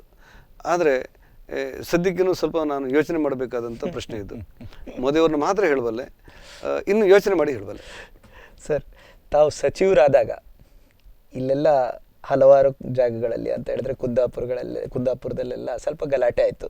ಯಾಕಂತ ಹೇಳಿದ್ರೆ ಹಾಲಾಡಿ ಶ್ರೀನಿವಾಸ್ ಶೆಟ್ಟರು ಸಚಿವರಾಗಬೇಕಿತ್ತು ಅಂತೇಳಿ ಒಂದು ಅಭಿಪ್ರಾಯ ಬಂತು. ಆ ಸಮಯದಲ್ಲಿ ತಮಗೆ ಏನು ಅನಿಸ್ತಾ ಇತ್ತು? ಅದು ಇನ್ನೂ ಕೂಡ ಯಾವ್ಯಾವ ರೀತಿ ಯಾರ್ಯಾರ ಯೋಚನೆ ಏನೇನಾಗಿತ್ತು ನನಗೆ ಗೊತ್ತಿಲ್ಲ. ಅದು ಪಾರ್ಟಿಯ ನಿರ್ಧಾರ. ಅದ್ರ ಹಿಂದೆ ಯಾವ ತಂತ್ರವೂ ಇಲ್ಲ, ಯಾವ ಮೋಸವೂ ಇಲ್ಲ, ಯಾವ ವಂಚನೆಯೂ ಇಲ್ಲ, ನನಗೆ ಗೊತ್ತಿಲ್ಲ. ಅದು ಪಾರ್ಟಿಯ ನಿರ್ಧಾರ. ಹಾಲಾಡಿ ಅವರನ್ನು ಕರೆದು ನೀವು ಅಧಿಕಾರ ಸ್ವೀಕರಿಸಿದ್ರಿ ಸರಿಯಾ ಅಂತ ಕೇಳಿದವರು ಇದ್ದಾರೆ. ನಾನು ಅದರ ಬಗ್ಗೆ ಈಗ ಮತ್ತೊಮ್ಮೆ ಅದರ ಬಗ್ಗೆ ಚರ್ಚೆ ಮಾಡ್ತಾ ಹೋಗೋದು ಸರಿಯಲ್ಲ. ಆದರೆ ನನಗೆ ಪಾರ್ಟಿಯಲ್ಲಿ ಕರೆದು ನೀನು ತಗೊಳ್ಳೇಬೇಕು ಅನ್ನುವಂಥ ಆದೇಶವನ್ನು ಒಂದು ಸಾರಿ ಅಲ್ಲ 3-4 ಸಾರಿ ಕೊಟ್ಟದ್ರಿಂದಾಗಿ ನಾನು ಪಾರ್ಟಿಯ ಕಾರ್ಯಕರ್ತನಾಗಿ ಆ ಮಂತ್ರಿ ಪದವಿಯನ್ನು ತಗೊಂಡಿದ್ದೆ. ನಂತರ ನಡೆದಂಥ ವಿದ್ಯಮಾನಗಳು, ಚರ್ಚೆಗಳು, ಗಲಾಟೆಗಳು, ಟೈರ್ ಸುಟ್ಟಿರುವಂಥದ್ದು ಇದೆಲ್ಲ ನಡೀತಲ್ಲ, ಅದೆಲ್ಲ ನಡೆಯುವಾಗ ಕೋಟಾ ಶ್ರೀನಿವಾಸ್ ಪೂಜಾರಿ ಅವರ ಮನಸ್ಸಲ್ಲಿ ಏನಾಗ್ತಾ ಇತ್ತು? ಜಿಜ್ಞಾಸೆ ಇತ್ತು, ನನ್ನ ಕೈಲಿ ಆತಂಕ ಇತ್ತು. ನಾನಾಗಿದ್ದರೆ ನಾನು ಪ್ರಮಾಣ ವಚನ ತಗೊಂಡು ಸರಿಯಾ ಅಥವಾ ತಪ್ಪಾ, ಬೇಡವಿತ್ತ, ತಪ್ಪಾಗಿ ಹೋಯ್ತಾ, ಏನು ಮಾಡೋಣ ಅನ್ನುವಂಥ ಸಾಮಾನ್ಯವಾದಂಥ ಆತಂಕದ ಭಾವನೆಗಳು ನನ್ನ ಮನಸ್ಸಲ್ಲಿ ಮೂಡಿತ್ತು. ಅದೇ ರೀತಿ ಇದನ್ನೆಲ್ಲ ಗಂಭೀರವಾಗಿ ಗಮನಿಸ್ತಾ ಇದ್ದೆ. ಯಾಕಂದರೆ ನಾನು ಮಂತ್ರಿ ಹೇಗೆ ಆಯ್ತು ಈ ಜಿಲ್ಲೆಗೆ, ಉಸ್ತುವಾರಿ ಮಂತ್ರಿ ಅಂತೇಳಿ ನನಗೆ ಸಂದೇಶ ಬಂದಾಯಿತು. ಹಾಗಾಗಿ ಎಲ್ಲೆಲ್ಲಿ ಏನೇನು ನಡೀತದೆ ಅಂತ ಗಮನಿಸ್ತಾ ಇದ್ದೆ. ಮತ್ತು ಎಲ್ಲ ಅಧಿಕಾರಿಗಳಿಗೆ, ಅಲ್ಲಿನ ಜಿಲ್ಲಾಧಿಕಾರಿಯವರಿಗೆ, ಎಸ್ ಪಿ ಅವರಿಗೆ ಸೂಚನೆ ಕೊಟ್ಟು ಯಾವುದೇ ಕಾರಣಕ್ಕೂ ಕೂಡ ಈ ಹಿಂಸೆಗೆ ಪ್ರಕರಣ ತಿರುಗದಂತೆ, ಒಂದು ವೇಳೆ ಜಿಲ್ಲಾಡಳಿತವೇ ಕೈಕಟ್ಟಿ ಕೂತಿದೆ ಅಂತ ತಿಳ್ಕೊಂಡ್ರೂ ಅಡ್ಡಿಲ್ಲ, ಈ ಪ್ರಚೋದನೆಗೆ ಅವಕಾಶ ಇಲ್ಲದಂತೆ ಇದನ್ನು ನಿಭಾಯಿಸಬೇಕು, ನಿಮ್ಮ ಜವಾಬ್ದಾರಿ ಅಂತ ಹೇಳಿದ್ದೆ. ಉದಾಹರಣೆಗೆ ಟೈರ್ ಸುಟ್ಟರ ಮೇಲೆಲ್ಲ ಕೇಸ್ ಮಾಡ್ಬೋದಾ ಅಂತ ಏನಾದರೂ ಯೋಚನೆ ಮಾಡ್ಬೋದಾ, ರಾಷ್ಟ್ರೀಯ ಹೆದ್ದಾರಿಗೆ ತಡೆ ಅವರಿಗೆ ಏನಾದರೂ ಪ್ರಕರಣ ದಾಖಲು ಮಾಡ್ಬೋದಾ ಅಂತ ನೀವು ಯೋಚನೆ ಮಾಡಬೇಡಿ. ಈ ಪ್ರಕರಣದಲ್ಲಿ ಆದಷ್ಟು ತಾಳ್ಮೆಯಿಂದ ಸಹನೆಯಿಂದ ನಿಭಾಯಿಸುವಂತಲಿಕ್ಕೆ ಬೇಕಾದಂಥ ಯೋಜನೆಯನ್ನು ನೀವೇ ಕೈಗೊಳ್ಳಬೇಕು ಅಂತೇಳಿ ಸೂಚನೆ ಕೊಟ್ಟಿದ್ದೆ. ನಾನು ತುಂಬ ತಳಮಳಗೊಂಡಿದ್ದೆ. ಕೋಟಾ ಶ್ರೀನಿವಾಸ್ ಪೂಜಾರಿ ಅವರು ಅತಿ ಹೆಚ್ಚು ದ್ವೇಷಿಸುವ ರಾಜಕಾರಣಿ ಯಾರು? ನಂಗೆ ಗೊತ್ತಿದ್ದಾಗ ಯಾರೂ ಇಲ್ಲ. ಯಾರನ್ನು ದ್ವೇಷಿಸಲ್ಲ. ನಾನು ಯಾರನ್ನೂ ದ್ವೇಷಿಸೋದಿಲ್ಲ, ಮತ್ತು ನನ್ನನ್ನು ಯಾರು ದ್ವೇಷಿಸ್ತಾರೆ ಅಂತ ನನಗನ್ನಿಸಿಲ್ಲ. ರಾಜಕಾರಣದಲ್ಲಿ ಅತಿ ಹೆಚ್ಚು ತಮ್ಮ ಹೋರಾಟ ಯಾರೊಂದಿಗಾಗಿದೆ? ಜಯಪ್ರಕಾಶ್ ಹೆಗಡೆ ಅವರೊಟ್ಟಿಗೋ ಅಥವಾ ಬೇರೆ ಯಾರಾದರೂ ರಾಜಕಾರಣಿಗಳಿದಾರೋ? ಈಗ ಈ ಜಯಪ್ರಕಾಶ್ ಹೆಗಡೆ ಅವರು, ನಾನು ಅವರು ಎದುರೆದುರು ನಿಲ್ಲುವಾಗ ಅವರು ಅವಳಿ ಜಿಲ್ಲೆಯ ಉಸ್ತುವಾರಿ ಮಂತ್ರಿ ಆಗಿದ್ದರು. ಅವಳಿ ಜಿಲ್ಲೆಯ ಉಸ್ತುವಾರಿ ಮಂತ್ರಿಗಳು. ಹಾಗಿದ್ರೆ ನಾವೆಲ್ಲ ಹೋರಾಟ ಮಾಡಿದವ್ರಿಗೆ ಗೊತ್ತಾಗ್ತಿತ್ತು ಅಲ್ಲಿ, ಗೊತ್ತಿಲ್ಲ ನಮಗೆ. ಯಾಕಂದ್ರೆ ಅವರು ಭಾಳ ಎತ್ತರದ ಸ್ಥಾನಮಾನದಲ್ಲಿದ್ದಾಗ ನಾನು ತಾಲೂಕು ಪಂಚಾಯತ್ ಸದಸ್ಯನಾಗಿದ್ದೆ. ನಾನೆಲ್ಲಾದರೂ ಭಾಷಣ ಮಾಡಿದರೆ, ಘೋಷಣೆ ಮಾಡಿದ್ರೆ ಅವ್ರಿಗೆ ಗೊತ್ತಾಗಬೇಕಲ್ಲ. ಹಾಗಾಗಿ ನನ್ನ ಮಟ್ಟಿಗೆ ವಿಷಯದ ಮೇಲೆ ರಾಜಕೀಯವಾಗಿ ಹೋರಾಟ ಇರ್ಬೋದು, ಆದ್ರೆ ಅವ್ರಿಗೆ ಯಾವ ರೀತಿ ಯೋಚನೆ ಮಾಡಿದ್ದಾರೆ ಗೊತ್ತಿಲ್ಲ. ಅಂತೂ ಒಂದೆರಡು ಸಾರಿ ಅವ್ರ ಜೊತೆ ನಾನು ನಿಂತದ್ರಿಂದಾಗಿ ಅವರ ವಿಚಾರದಕ್ಕೂ ನನ್ನ ವಿಚಾರದಲ್ಲೂ ಒಂದಿಷ್ಟು ಸಂಘರ್ಷಗಳು ನಡೆದದ್ದು ಹೌದು. ಆದರೆ ಅವರಾಗಲಿ ನಾನಾಗಲಿ ಅದನ್ನೆಲ್ಲ ಮರೆತು ಬಿಟ್ಟಿದ್ದೇವೆ. ಮತ್ತು ಒಂದು ಸಾಮಾನ್ಯವಾಗಿ ನಾನು ಮತ್ತೆ ಯಾರ್ದಾರು ಹೆಸರು ತಪ್ಪಾಗ್ಬೋದೇನೋ, ನನ್ನ ಹಿರಿಯರ ಮಾರ್ಗದರ್ಶನ ಎಜಿ ಕೊಡಿಗರ್ ಅಂತ ಹಿರಿಯರು ನನಗೆ ಹೇಳಿಕೊಟ್ಟದ್ದು, ವೈಯಕ್ತಿಕ ದ್ವೇಷದಿಂದ ಸಾರ್ವಜನಿಕ ಜೀವನದಲ್ಲಿ ಉದ್ಧಾರದವರು ಯಾರೂ ಇಲ್ಲ. ಅನೇಕ ಘಟನೆಗಳು ನಮ್ಮ ಕಣ್ಣು ಮುಂದಿವೆ. ಇವತ್ತು ಮಂತ್ರಿ ಆಗ್ಲಿಕ್ಕೆ ಹೊರಟು ಮತ್ತಾರನ್ನ ಮುಗಿಸ್ಲಿಕ್ಕೆ ಹೋಗಿ 2-3 ಜನ ತಮಾಷೆಗೆ ಮುಳುಗಿ ಹೋಗಿರ್ತಾರೆ. ಯಾರ್ಯಾರನ್ನೋ ಮಾಡಿ ಏನೇನೋ ಸಮಸ್ಯೆಗಳಿವೆ ನಮ್ಮ ಬೇರೆ ಬೇರೆ ಜಿಲ್ಲೆಗಳಲ್ಲಿ. ನಮ್ಮ ಜಿಲ್ಲೆಯಲ್ಲಿ ಹಾಗಾಗಿಲ್ಲ. ಹಾಗಾಗಿ ರಾಜಕಾರಣದಲ್ಲಿ ವೈಯಕ್ತಿಕ ದ್ವೇಷವನ್ನು ಹೊರತುಪಡಿಸಿ ಸಾರ್ವಜನಿಕ ಜೀವನವನ್ನು ವಿಚಾರವನ್ನು ಮುಂದೂಡಬೇಕು ಅಂತೇಳಿ ನಾನು ಕೆಲವು ಹೋರಾಟಗಳನ್ನು ಕೈಗೆತ್ತಿಕೊಳ್ಬೇಕಾಯಿತು. ರಾಜ್ಯ ಸರ್ಕಾರದಲ್ಲಿ ಬಡವರಿಗೆ ಮನೆ ಮಂಜೂರು ಮಾಡಿಲ್ಲ ಅಂಥೇಳಿ 30 ಜಿಲ್ಲೆಗಳಲ್ಲಿ ನಾನು ನನ್ನ ನೇತೃತ್ವದಲ್ಲಿ ನನ್ನ ಪಾರ್ಟಿಯ ಪರವಾಗಿ ನಾನು ಹೋರಾಟಗಳನ್ನು ಕೈಗೆತ್ತಿಕೊಂಡೆ. 30 ಜಿಲ್ಲೆಗಳ ಎದುರು, ಜಿಲ್ಲಾಧಿಕಾರಿಗಳ ಕಚೇರಿ ಎದುರು ಪ್ರತಿಭಟನೆ ಮಾಡಿ, ಭಾಷಣ ಮಾಡಿ, ಒಂದಷ್ಟು ವಿಚಾರಗಳ ಮೇಲೆ ನಾವು ವಿಷಯಗಳು ಮಾಡಿದೆವು. ಆದರೆ ಎಂದೂ ಕೂಡ ಸಚಿವ ಅಂಬರೀಶ್ರವರು ನನ್ನನ್ನು ವ್ಯಕ್ತಿಗತವಾಗಿ ದ್ವೇಷಿಸಲಿಲ್ಲ. ಮತ್ತು ನನ್ನ ಹೆಗಲ ಮೇಲೆ ಕೈ ಹಾಕಿ ಹೇಳಿದರು, ಯಾಕಪ್ಪ ನನ್ನ ಜೀವ ತಿಂತೀನಿ, ನಿನಗೇನು ಬೇಕೋ ನಾನು ಮಾಡ್ಕೊಡ್ತೇನೋ, ಸುಮ್ಮನೆ ಯಾಕೋ ನನ್ನ ಜೀವ ತಿಂತಿ ಅಂತೇಳಿ ಅಂಬರೀಶ್ ಅವರು ಹೇಳಿದರು. ಆವಾಗ ನಾನು ತುಂಬ ಇಷ್ಟಪಡ್ತೇನೆ. ಈ ಪಂಚಾಯತ್ ರಾಜ್ ವಿಚಾರದಲ್ಲಿ ನನಗೂ ಮತ್ತು ಎಚ್ ಕೆ ಪಾಟೀಲರಿಗೂ ವಾಕ್ಸಮರಗಳಾಗ್ತಾ ಇತ್ತು ವಿಷಯದ ಮೇಲೆ. ನಾನು ಏನಾದರೂ ಹೇಳ್ತಾನೆ ಇರ್ತಾ ಇದ್ದೆ. ಆದರೆ ನಾನು ಅವ್ರ ಟೇಬಲಿಗೆ ಹೋದಾಗ ಇವತ್ತು ಕೂಡ ಅವರು ನನ್ನನ್ನು ಒಂದು ರೀತಿಯ ಬೇರೆ ದೃಷ್ಟಿಯಿಂದ ನೋಡೇ ಇರಲಿಲ್ಲ. ಅದರ ಬದಲಾಗಿ ನನ್ನ ಗ್ರಾಮ ಪಂಚಾಯತಿಗೆ ಬಂದು ನಾವು ಏನೆಲ್ಲ ಮಾಡ್ತೇವೆ ಅಂತ ನೋಡಿ ಹೋದ್ರು ಬಂದು. ನಮ್ಮಲ್ಲೂ ನಾನು ಮಂತ್ರಿ ಆಗಿರುವಾಗಲೂ ಕೂಡ ಅದೇ ರೀತಿ ಯಾವ ಪಾರ್ಟಿ, ಯಾವ ಜಾತಿ, ಯಾವ ಧರ್ಮದವರು ನನ್ನ ಹತ್ರ ಬಂದಿದ್ದಾರೆ ಅಂತ ನಾನೆಲ್ಲೂ ಕೇಳಿಲ್ಲ. ನನ್ನ ಇತಿಮಿತಿಯೊಳಗೆ ಕೆಲಸ ಮಾಡಿದ್ದೆ. ಆದರೆ ಪಾರ್ಟಿಯವನಾಗಿ ಪಾರ್ಟಿಯ ಕಾರ್ಯಕರ್ತರಿಗೆ ಸಮಸ್ಯೆಗಳಾದಾಗ ಸ್ಪಂದನೆ ಮಾಡಬೇಕು. ನಮಗೆ ಯಾವುದೋ ಒಂದು ಅಟೆಂಡರ್ ಪೋಸ್ಟ್ ಕೊಟ್ಟರು ಅಂತ ಇಟ್ಕೊಳ್ಳಿ, ಜಿಲ್ಲಾ ಉಸ್ತುವಾರಿ ಮಂತ್ರಿಗೆ ನಾನು ಕೊಡ್ಲಿಕ್ಕೆ ಅಧಿಕಾರ ಉಂಟು. ಹಾಗೆ ನನ್ನ ಪಾರ್ಟಿಗೋಸ್ಕರ ಮನೆ ಮಠವನ್ನು ಬಿಟ್ಟು ಓಡಾಡಿದಂಥ ಯಾವುದೋ ಹುಡುಗನಿಗೋಸ್ಕರ ನಾನು ಮಾಡಿದಂಥ ವಿಚಾರ ಹೌದು. ಅದರಲ್ಲಿ ನಾನು ರಾಜಕಾರಣ ಮಾಡೋದಿಲ್ಲ, ನಾನು ಭಾಳ ಪ್ರಾಮಾಣಿಕನಾಗ್ತೇನೆ, ಪಾರದರ್ಶಕ ಅದೇ ಹೇಳಿದರೆ ನನ್ನ ನಂಬಿಕೊಂಡಿದ್ದವ್ರಿಗೆ ಕಷ್ಟ ಆಗಬಾರ್ದು ಅನ್ನೋ ಕಾರಣಕ್ಕೆ ಎಲ್ಲೋ ಯಾವುದೋ DCC ಬ್ಯಾಂಕಲ್ಲಿ ಯಾರೋ ಕರೆದು ನಿನಗೊಂದು ಹುದ್ದೆ ನಿಂಗೆ ಕೊಡ್ತೇನೆ, ಯಾರಪ್ಪ ಹೆಸರು ಹೇಳ್ಬೇಡು ಅಂತ ಹೇಳಿದರು. ಆವಾಗ ಇಡೀ ಬದುಕನ್ನೋಸ್ಕರ ನಮ್ಮ ಪಾರ್ಟಿಗೆ ಕೊಟ್ಟಂಥ ಯಾರೋ ಒಬ್ಬ ಹಿರಿಯನ ಅವನ ಮೊಮ್ಮಗಳಿಗೂ ಕರೆದು ಅಪ್ಲಿಕೇಶನ್ ಹಾಕಿಸಿ ತೆಗೆದು ನಾನು ಕೊಟ್ಟಿದ್ದೆ. ಆಗ ನಂಗೆಲ್ಲರೂ ಎಲ್ಲರೂ ಇದ್ದಾರೆ ಯಾವುದೋ ಪಾರ್ಟಿಯವರು ಅಂತ ಹೇಳಿದರೆ ನನ್ನ ಜೊತೆ ಹಿಂದೆ ತಿರುಗಿದವರಿಗೆ, ನನ್ನ ಪಾರ್ಟಿಯ ಬಗ್ಗೆ ಕೆಲಸ ಮಾಡಿದವ್ರ ಬಗ್ಗೆ ನಾನು ಕಾಳಜಿ ಇಲ್ಲದೆ ತಪ್ಪಾಗುತ್ತೆ ಅಂತ ಅನಿಸ್ಬಿಟ್ಟಿತ್ತು ನನಗೆ. ಹಾಗಾಗಿ ಆದರೆ ನಾನು ಅಭಿವೃದ್ಧಿ ಕೆಲಸದಲ್ಲಿ ನಾನೆಂದು ರಾಜಕಾರಣ ಮಾಡಿಲ್ಲ. ವೈಯಕ್ತಿಕ ದ್ವೇಷ, ಪೊಲೀಸ್ ಕೇಸು ಇದರಲ್ಲೆಲ್ಲೂ ಕೂಡ ರಾಜಕಾರಣ ನಾನು ಮಾಡಿಲ್ಲ. ಗೊತ್ತಿಲ್ಲದೆ ನಾನು ಸಣ್ಣ ಪ್ರಾಯದಲ್ಲಿ ಮಾಡಿರ್ಬೋದು. ಈಗ ನಂಗೆ ಸ್ವಲ್ಪ ಪ್ರಬುದ್ಧತೆ ಇತ್ತು ಅಂತ ನಾನು ತಿಳ್ಕೊಂಡು ನಾನು ಹಾಗೆ ಮಾಡ್ತಾ ಇಲ್ಲ. ಮತ್ತು ಬೇರೆಯವರಿಂದ ಆ ರೀತಿ ನಿರೀಕ್ಷೆ ಮಾಡ್ತಾನೂ ಇಲ್ಲ. ಅನೇಕ ಸಾರಿ ನಾನು ಬೇರೆ ಪಕ್ಷದ ಮುಖಂಡರ ಜೊತೆ ಜಗಳಾಡ್ತೇನೆ. ಹಾಗಿದ್ರೆ ನೋಡಿ, ಇದೆಲ್ಲ ಯಾಕೆ ಮಾಡ್ತೀರಿ ನೀವು, ಇದರಿಂದ ಏನು ಅನಾಹುತ ಆಗುತ್ತೆ, ಇದರಿಂದ ನಿಮಗಾಗುವಂಥ ಲಾಭ ಏನು, ಬೇರೆ ಬೇರೆ ಕಾರಣಕ್ಕೆ ಯಾರೋ ಮೇಲೆ 307 ಹಾಕ್ತೀರಿ, ಮತ್ತೆ ಯಾವುದೋ ಕಾರಣಕ್ಕೆ ಮತ್ತೆ ಯಾರನ್ನ ಫಿಕ್ಸ್ ಮಾಡ್ತೀರಿ. ಅದೇ ಕಾರಣಕ್ಕೋಸ್ಕರ ನೀವು ಚುನಾವಣೆಯಲ್ಲಿ ಗೆದ್ದೇ ಬಿಟ್ರಾ? ಉದಾಹರಣೆಗಳು ಹೇಳಿ. ನಾನು ಸದನದಲ್ಲಿ ಚರ್ಚೆ ಮಾಡುವಾಗ ಹೇಳಿದೆ, ಸಿದ್ದರಾಮಯ್ಯನವರೇ ಕೂತ್ಕೊಂಡಿದ್ರು. ಸಿದ್ದರಾಮಯ್ಯನವರೇ, ನೀವು ಈ ವಿಚಾರದಲ್ಲೆಲ್ಲ ರಾಜಕಾರಣ ಮಾಡೋದು ಸರಿಯಲ್ಲ. ನಾವು ಕೊಟ್ಟಿರುವಂಥ ಭಾಗ್ಯಲಕ್ಷ್ಮಿ 15 ಲಕ್ಷ ಭಾಗ್ಯಲಕ್ಷ್ಮಿ ಕೊಟ್ಟಿದ್ದೇವೆ ನಾವು ಸರ್ಕಾರ ಇರುವಾಗ. ಯಡಿಯೂರಪ್ಪನವರು ಮುಖ್ಯಮಂತ್ರಿ ಸಹಿತ ನಮ್ಮ 3 ಜನ ಮುಖ್ಯಮಂತ್ರಿ ಅವಧಿಯಲ್ಲಿ ನಾವು ಕೊಟ್ಟಿರುವಂಥ ಭಾಗ್ಯಲಕ್ಷ್ಮಿ ಅಪ್ಪ ಅಮ್ಮ ಇಬ್ಬರು ಇರಬೇಕಲ್ಲ ಹ್ಮ್ ಒಂದು ಮಗುವಿಗೆ. ಅವರೆಲ್ಲರೂ ನಮ್ಗೆ ಓಟ್ ಹಾಕಿದ್ದಿದ್ರೆ ನಾವು 109 ಕ್ಷೇತ್ರದಲ್ಲಿ ಠೇವಣಿ ಕಳ್ಕೊತಾ ಇರಲಿತ್ತು. ಒಂದೊಂದು ಕ್ಷೇತ್ರದಲ್ಲಿ ಎಷ್ಟಿದೆ ಅಂತೇಳಿ ಲೆಕ್ಕ ತೆಗೆದ್ರೆ, ನೀವು ಕೊಟ್ಟಿರುವಂಥ ಉಚಿತ ಅಕ್ಕಿ ನಿಮಗೆ ಮತವಾಗಿ ಪರಿವರ್ತನೆ ಆಗಿದ್ದಿದ್ರೆ ಈ ಪ್ರಮಾಣದಲ್ಲಿ ನೀವು ಸೋಲ್ತಾ ಇರಲಿತ್ತು ಪಾರ್ಲಿಮೆಂಟಲ್ಲಿ. ಹಾಗಾಗಿ ಅಭಿವೃದ್ಧಿ ಕೆಲಸಗಳನ್ನ ನಾವು ಮಾಡಬೇಕು, ಪ್ರಚಾರಗಳನ್ನು ಪಡಿಬೇಕು, ಅದೇ ಚುನಾವಣೆ ಅಂತ ನಾವು ತಿಳ್ಕೊಳ್ಬಾರ್ದು ಅಂತೇಳಿ ಹೇಳಿದಾಗ SR ಪಾಟೀಲರು ಮತ್ತು ದೇಶಪಾಂಡೆ ಅವರು ಹೌದು ಅಂತ ಹೇಳಿದ್ರು. ಆರ್ ವಿ ದೇಶಪಾಂಡೆ ಅವರು ಹೌದು ಹೇಳಿ ಸರಿ ಉಂಟು ಅಂತ ಹೇಳಿದ್ರು. ಮತ್ತು ಹೊರಗೆ ಬಂದಾಗಲೂ ಕೂಡ ನನಗೆ ಅದೇ ರೀತಿಯ ಮಾತುಗಳನ್ನು ಬಿಡಿದವ್ರು ಹೇಳಿದ್ರು, ನೀವು ಹೇಳಿ ಸರಿ ಉಂಟು ಅಂತೇಳಿ ಹೇಳಿದರು. ಹಾಗೆ ರಾಜಕಾರಣದಲ್ಲಿ ವೈಯಕ್ತಿಕ ದ್ವೇಷವನ್ನು ಇಟ್ಟುಕೊಂಡು ಯಾರನ್ನಾದರೂ ಮುಗಿಸ್ತೇನೆ ಅಂತ ಹೊರಟ್ರೆ ಮತ್ತೊಂದು ಕಿಡಿಯನ್ನು ಹಚ್ಚಿಬಿಟ್ಟದ್ದು ಬಿಟ್ಟರೆ ಬೇರೆ ಏನೂ ಮಾಡಲಿಕ್ಕೆ ಸಾಧ್ಯ ಇಲ್ಲ ಅಂತೇಳಿ ನನ್ನ ಒಟ್ಟು ಅನುಭವದಲ್ಲಿ ನನಗೆ ಅರ್ಥ ಆಗಿದೆ. ಹಾಗಾಗಿ ನಾನು ನನ್ನ ಮಿತಿಯೊಳಗೆ ಎಷ್ಟು ಸಾಧ್ಯವೋ ಅಷ್ಟು ದ್ವೇಷರಹಿತವಾದ ರಾಜಕಾರಣ ಮಾಡಲಿಕ್ಕೆ ಇಷ್ಟಪಡ್ತೇನೆ. ಆದರೆ ವಿಚಾರವನ್ನು ಬಿಟ್ಟಲ್ಲ. ಎಸ್ ವೀಕ್ಷಕರೇ, ಇಲ್ಲಿವರೆಗೆ ನೀವು ನೋಡಿದ್ರಿ ಕೋಟಾ ಶ್ರೀನಿವಾಸ್ ಪೂಜಾರಿ ಅವರ ಮಾತುಗಳು. ಇನ್ನೊಂದು ಚಿಕ್ಕ ವಿರಾಮದ ನಂತರ ಕೆಲವೊಂದು ಪ್ರಶ್ನೆಗಳೊಂದಿಗೆ ಮತ್ತೊಮ್ಮೆ ನಿಮ್ಮ ಮುಂದೆ ಬರಲಿಕ್ಕಿದ್ದೇವೆ.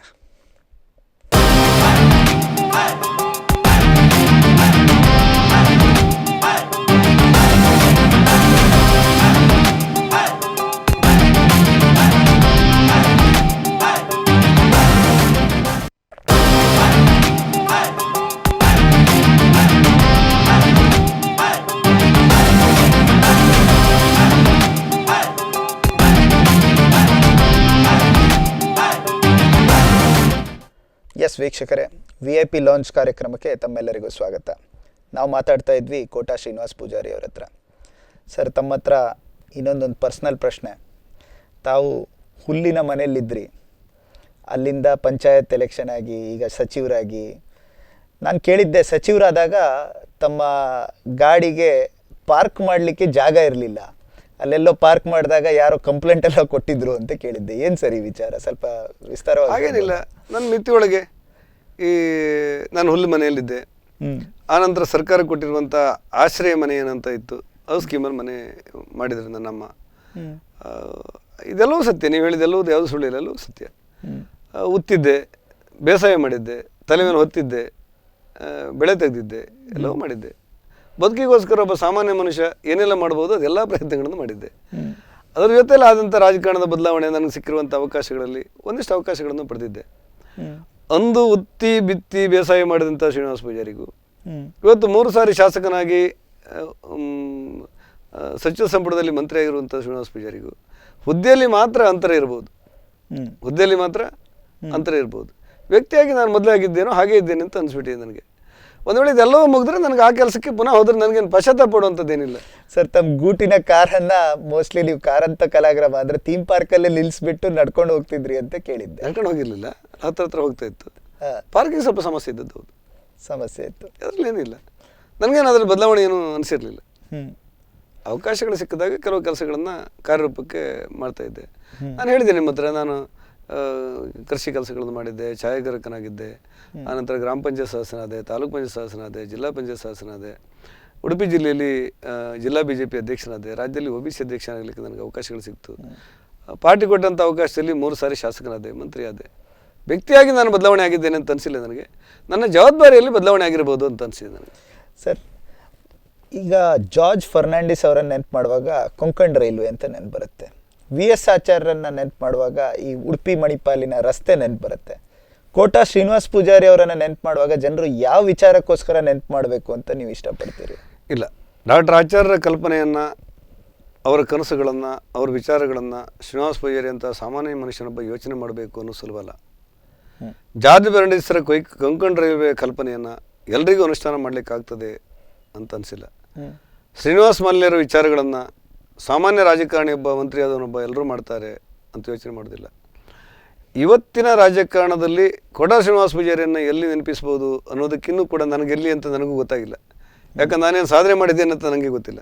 ನನಗಿರುವಂಥ ಕೊಟ್ಟಿರುವಂಥ ಅವಕಾಶಗಳಲ್ಲಿ ನಾನು ಒಂದಷ್ಟು ಕೆಲಸಗಳನ್ನು ಮಾಡಲಿಕ್ಕೆ ಪ್ರಯತ್ನ ಪಟ್ಟಿದ್ದೆ. ಉದಾಹರಣೆಗೆ, ನಾನು ಸಚಿವನಾದದ್ದು 11 ತಿಂಗಳ ಕಾಲ, ಮಧ್ಯೆ ಚುನಾವಣೆ ಬಂದರೆ 9 ತಿಂಗಳು ಅಂತ ಹೇಳಿ ಆ ಇಲಾಖೆಯಲ್ಲಿ ಮಹತ್ತರವಾದಂಥ ಬದಲಾವಣೆ ಮಾಡಲಿಕ್ಕೆ ಪ್ರಯತ್ನ ಪಟ್ಟೆ. ಹಣ ಬಿಡುಗಡೆ ಮಾಡಬೇಕು ಅಂತ ಹೇಳಿದ್ರೆ ಭಾಳ ಕಷ್ಟದ ಕೆಲಸಗಳಾಗಿತ್ತಲ್ಲಿ. ಇವತ್ತು ನಾನು ಕೊಟ್ಟಿರುವ ಹಣವನ್ನು ಉಡುಪಿ ಜಿಲ್ಲೆಯ 361 ದೇವಸ್ಥಾನಗಳಿಗೆ ಇನ್ನು ಬಿಡುಗಡೆ ಮಾಡಿಲ್ಲ, ಹಾಗೆ ಇಟ್ಕೊಂಡಿದ್ದಾರೆ. ಆ ಪ್ರಮಾಣದಲ್ಲಿ ನಾನು ಹಣಗಳನ್ನು ಬಿಡುಗಡೆ ಮಾಡಿದ್ದೆ.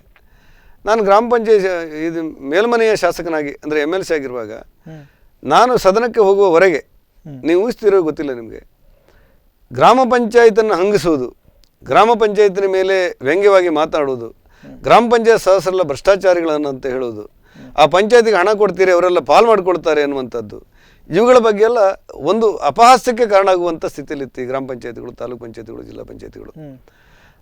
ನಾನು ಅಹಂಗೋಸ್ಕರ ಹೇಳಿಲ್ಲ. ನಾನು ಹೋದ ನಂತರ ಒಂದಿಷ್ಟು ವಿಚಾರಗಳನ್ನು ಗ್ರಾಮ ಪಂಚಾಯತಿನ ಸಮಸ್ಯೆಗಳನ್ನು ಹೇಳಲಿಕ್ಕೆ ಪ್ರಾರಂಭ ಮಾಡಿದೆ. ನಾನು ಮಾತಾಡ್ತಾ ಇರುವಾಗ ಸಭಾಪತಿಯವರು 20 ನಿಮಿಷ ಟೈಮಿಗೆ ಕೊಟ್ಟಿದ್ದರು ನನಗೆ. ಆನಂತರ 20 ನಿಮಿಷ ಆದಾಗ ಅವರೇ ಹೇಳಿದರು, ನೀವು ಕೂಡಲೇ ಅದನ್ನು ಮುಗಿಸ್ಬೇಕು ಅಂತ ಹೇಳಿದರು. ಆಗ ಪ್ರೊಫೆಸರ್ ಲೀಲಾ ಹೇಳಿದರು, ಈ ಸದನದಲ್ಲಿ ನಾವು ತುಂಬ ಹಿರಿಯರು ಮಾತಾಡುವಂಥ ಸದನ ಇದು. ಈ ಉಡುಪಿ ಜಿಲ್ಲೆಯ ಮಲ್ಪೆಯ ಕಡಲ ತೀರದಲ್ಲಿರುವಂಥ ಯಾರೋ ಮೀನುಗಾರರ ಬಗ್ಗೆ, ಯಾರೋ ಸೇಂದಿ ತೆಗೆಯೋರ ಬಗ್ಗೆ, ಬೀಡಿ ಕಟ್ಟೋರ ಬಗ್ಗೆ, ಕಲ್ಲು ಕಡಿಯೋರ ಬಗ್ಗೆ, ರಿಕ್ಷಾ ಚಾಲಕರ ಬಗ್ಗೆ ಮಾತಾಡೋದನ್ನು ನಾವು ತುಂಬ ಕಡಿಮೆ ಕೇಳಿದ್ದೇವೆ. ಶ್ರೀನಿವಾಸ ಪೂಜಾರಿ ಮಾತಾಡ್ತಿರೋದು ನೋಡಿದರೆ ಆ ಸಮಸ್ಯೆಗಳೇನು ಅಂತ ನನಗೂ ಅರ್ಥ ಆಗಬೇಕು ಅನ್ನುವ ಕಾರಣಕ್ಕೆ ಅವನ ಮಾತಿಗೆ ಬ್ರೇಕ್ ಮಾಡಬೇಡಿ, ನನ್ನ 20 ನಿಮಿಷವನ್ನು ಅವ್ರಿಗೆ ಕೊಡಿ ಅಂತ ಹೇಳಿದರು. ಅಂದರೆ ಒಂದಿಷ್ಟು ವಿಚಾರಗಳನ್ನು ಗ್ರಾಮ ಪಂಚಾಯತ್ ಸೇರಿದಂತೆ ಅನೇಕ ವಿಚಾರಗಳನ್ನು ನನ್ನ ಮಿತಿಯೊಳಗೆ ನಾನು ಚರ್ಚೆ ಮಾಡಲಿಕ್ಕೆ ಪ್ರಾರಂಭ ಮಾಡಿದೆ. ಇವತ್ತಿನ ಸ್ಥಿತಿ ಏನಾಗಿದೆ ಅಂತ ಹೇಳಿದರೆ, ಗ್ರಾಮ ಪಂಚಾಯತಲ್ಲಿ ಕರ್ನಾಟಕ ರಾಜ್ಯದ ಮೇಲ್ಮನೆಯಲ್ಲಿ 75 ಜನ ಸದಸ್ಯರಿದ್ದೇವೆ ನಾವು ವಿಧಾನ ಪರಿಷತ್ನಲ್ಲಿ, ನಾರಾಯಣವರ ಸಹಿತ. ಅದರಲ್ಲಿ 3ನೇ ಒಂದು ಅಂಶ ಲೋಕಲ್ ಬಾಡಿಯಿಂದ ಬಂದವರು. ನಮ್ಗೆ ಯಾರಿಗೂ ನಾವು ಲೋಕಲ್ ಬಾಡಿಯಿಂದ ಬಂದವರು ಆ ಸ್ಥಳಕ್ಕೆ ಆ ವಿಚಾರಕ್ಕೆ ನ್ಯಾಯ ಕೊಡಬೇಕು ಅಂತ ಅನಿಸಿರಲಿಲ್ಲ. 8 ಜನ ಶಿಕ್ಷಕರ ಕ್ಷೇತ್ರದಿಂದ ಮತ್ತು ಪದವಿ ಕ್ಷೇತ್ರದಿಂದ ಬಂದವರು ಚರ್ಚೆಯ ಒಟ್ಟು ಸಮಯದಲ್ಲಿ 3ನೇ ಒಂದು ಅಂಶ ತಗೊಳ್ತಾ ಇದ್ರು, 33% ತಗೊಳ್ತಾ ಇದ್ರು. 3ನೇ ಒಂದು ಅಂಶ ಇರುವಂಥ ಲೋಕಲ್ ಬಾಡಿಯವರು ಅಂತ ಸ್ಥಳೀಯಾಡಳಿತ ಸಂಸ್ಥೆಯ ಶಾಸಕರು 3.5% ತಗೊಳ್ತಾ ಇದ್ರು. ಇವತ್ತೇನಾಗಿದೆ ಅಂತ ಹೇಳಿದರೆ, ಅವ್ರದ್ದು ಕಡಿಮೆ ಮಾಡಬೇಕು ಅಂತ ಹೇಳಿಲ್ಲ, ನಮ್ಮ ಒಟ್ಟು ಸಂಘಟನೆಯಿಂದಾಗಿ ಬಹುತೇಕ ಇನ್ನು ಒಂದು ವರ್ಷದಲ್ಲಿ ನಾವು 3ನೇ ಒಂದು ಅಂಶ ಸಮಯ ತಗೊಳ್ತೇವೆ.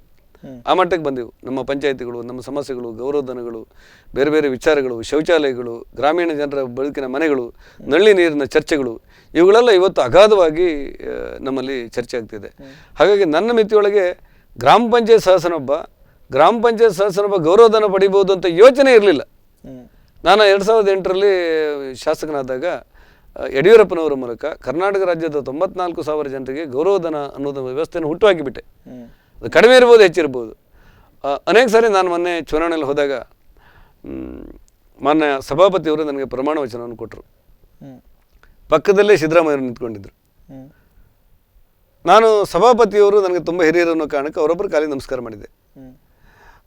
ನಾನು ಹೇಳುವಾಗ ಅವ್ರು ಹೇಳಿದರು ಸಿದ್ದರಾಮಯ್ಯನವರಿಗೆ, ಇಡೀ ಕರ್ನಾಟಕ ರಾಜ್ಯದಲ್ಲಿ ಇವತ್ತು ನಾವು 25 ಜನರಿಗೆ ಪ್ರಮಾಣ ವಚನ ಕೊಟ್ಟೆ. ಈ 30 ಕೋಟಿ 40 ಕೋಟಿ ಅವರು ಖರ್ಚು ಮಾಡಿ ಸೋತವ್ರು ಗೆದ್ದವರಿದ್ದಾರೆ. ಈ ಕೋಟ ಶ್ರೀನಿವಾಸ ಪೂಜಾರಿ ಮಾತ್ರ ಯಾವ ಮತದಾರರಿಗೂ 10 ರೂಪಾಯಿ ಕೊಡದೆ ಗೆದ್ದಿದ್ದಾನೆ ಅಂತ ಹೇಳಿದರು. ಆಗ ಸಿದ್ದರಾಮಯ್ಯನವರು, ಹೌದಾ, ಸಾಧ್ಯ ಆಯ್ತಾ ಇದು ಅಂತ ಕೇಳಿದರು. ನಾನು ಹೇಳಿದೆ, ನಾನು ಗೆದ್ದೆ ಅಂತ ಹೇಳಿದ್ದಲ್ಲ, ನನಗೆ ಪಾರ್ಟಿ ಆಧಾರದಲ್ಲಿ ನಾನು ಗೆದ್ದವ. ಒಂದಷ್ಟು ಕೆಲಸಗಳನ್ನು ಮಾಡಲಿಕ್ಕೆ ನಾನು ಪ್ರಯತ್ನಗಳನ್ನು ಪಟ್ಟೆ.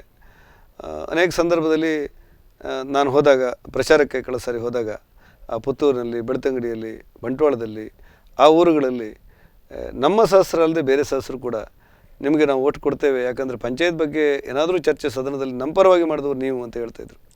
ಒಟ್ಟು ನಮಗೆಲ್ಲವೂ ಬಿದ್ದಿದ್ದೀವಿಲ್ಲ ನನಗೆ ಗೊತ್ತಿಲ್ಲ, ಬೇರೆ ಪಾರ್ಟಿಯವರು ಓಟ್ ಹಾಕಿದ್ದಾರೆ ಅಂತೇಳಿ ನಾನು ಹೇಳಿದ್ದಿಲ್ಲ. ಅಂದರೆ ಚರ್ಚೆಗಳೆಲ್ಲ ಅವಕಾಶಗಳು ಬಂದಿತ್ತು. ಆದರೆ ಜಾರ್ಜ್ ಫರ್ನಾಂಡಿಸ್ ಮತ್ತು ಆಚಾರ್ಯ ಅಂತ ಮಟ್ಟವನ್ನು ಮುಟ್ಟುವುದಷ್ಟು ಸುಲಭ ಅಲ್ಲ. ಸರ್, ತಮಗೆ ಅವಕಾಶ ಸಿಕ್ಕಿದ್ರೆ ಯಾವ ವಿಷಯದಲ್ಲಿ ಉಡುಪಿ ಮತ್ತು ದಕ್ಷಿಣ ಕನ್ನಡ ಜಿಲ್ಲೆಯಲ್ಲಿ ಒಂದು ಏನಾದರೂ ಒಂದು ಕೆಲಸ ಆಗಬೇಕು? ಉಡುಪಿ ಮತ್ತು ದಕ್ಷಿಣ ಕನ್ನಡ ಜಿಲ್ಲೆ ನೀವು ಯೋಚನೆ ಮಾಡಿ, ನಾವು ಸದನದಲ್ಲಿ ಚರ್ಚೆ ಮಾಡ್ತಾ ಅಂತ ಹೇಳ್ತೇವೆ. ಆಶ್ಚರ್ಯ ಅಂದರೆ, ನಂಜುಂಡಪ್ಪ ವರದಿ ಹೆಸರಿನಲ್ಲಿ ಉಡುಪಿ ದಕ್ಷಿಣ ಕನ್ನಡ ಜಿಲ್ಲೆ 2 ಜಿಲ್ಲೆ ಬಿಟ್ಟು ಉಳಿದ ಎಲ್ಲ ಜಿಲ್ಲೆಗಳಿಗೆ ಎಲ್ಲ ಅನುದಾನಗಳು ಹೋಗಿಬಿಡ್ತವೆ. ಹೊಸ ಶಾಲಾ ಕಟ್ಟಡಗಳು ಸಿಗುತ್ತೆ, ಹೊಸ ಗೋಆಸ್ಪತ್ರೆಗಳು ಸಿಗುತ್ತೆ, ಕುಡಿಯೋ ನೀರಿಗೆ ಹಣ ಜಾಸ್ತಿ ಬಿಡುಗಡೆ ಆಗುತ್ತೆ, ಎಲ್ಲ ಅಭಿವೃದ್ಧಿ ಕೆಲಸಗಳು, ನಿಮಗೆ ಮೀಸಲಾತಿಗಳು ಜಾಸ್ತಿ ಸಿಗ್ತಾ ಇದೆ. ಇಂಥ ಸ್ಥಿತಿಗಳಿವೆ. ಆದರೆ ಉಡುಪಿ ಮತ್ತು ಮಂಗಳೂರು ಜಿಲ್ಲೆಗೆ ಮಾತ್ರ ಎಲ್ಲ ಅನುದಾನಗಳು ಕಡಿಮೆ. ಯಾಕೆ ಹೇಳಿದ್ರೆ ನೀವು ಮುಂದುವರೆದ ಜಿಲ್ಲೆ ಅಂಥೇಳಿ ನಾನು ಹೇಳ್ತಾ ಇದ್ದೆ. ನೋಡಿ, ನಮ್ಮ ಜಿಲ್ಲೆ ಮುಂದುವರಿಲಿಕ್ಕೆ ಕಾರಣ ಯಾವುದೋ ಕೇಂದ್ರ ಸರ್ಕಾರ, ರಾಜ್ಯ ಸರ್ಕಾರ, ರಾಜಕಾರಣಿಗಳು, ಮಂತ್ರಿಗಳು ಯಾರೂ ಅಲ್ಲ. ನಮ್ಮ ಜಿಲ್ಲೆ ಮುಂದುವರಿಲಿಕ್ಕೆ ಕಾರಣ TFIಗಳಂಥವರು, TMFIಗಳಂಥವರು, ಅಂಥ ಹಿರಿಯರು ಹಾಕಿಕೊಟ್ಟಂಥ ಶಿಕ್ಷಣ ಮತ್ತು ಆರೋಗ್ಯದ ವಿಚಾರದಲ್ಲಿ ಮಾಡಿರುವಂಥ ಆಸ್ಪತ್ರೆಗಳು, ಇವುಗಳಿಂದಾಗಿ ನಮ್ಮ ಜಿಲ್ಲೆ ಆರೋಗ್ಯ ಮತ್ತು ಶಿಕ್ಷಣದಲ್ಲಿ ಪ್ರಥಮ ಸ್ಥಾನದಲ್ಲಿ ಇವತ್ತು ಕೆಲಸಗಳನ್ನು ಮಾಡ್ತಾ ಇದೆ. ಆದರೆ ಸರ್ಕಾರಿ ವ್ಯವಸ್ಥೆಗಳಲ್ಲಿ ಒಂದೇ ಒಂದು ರೈಲ್ವೆ, ಸಮರ್ಪಕವಾದ ರೈಲ್ವೆ ನಮ್ಮ ಜಿಲ್ಲೆಗಿಲ್ಲ.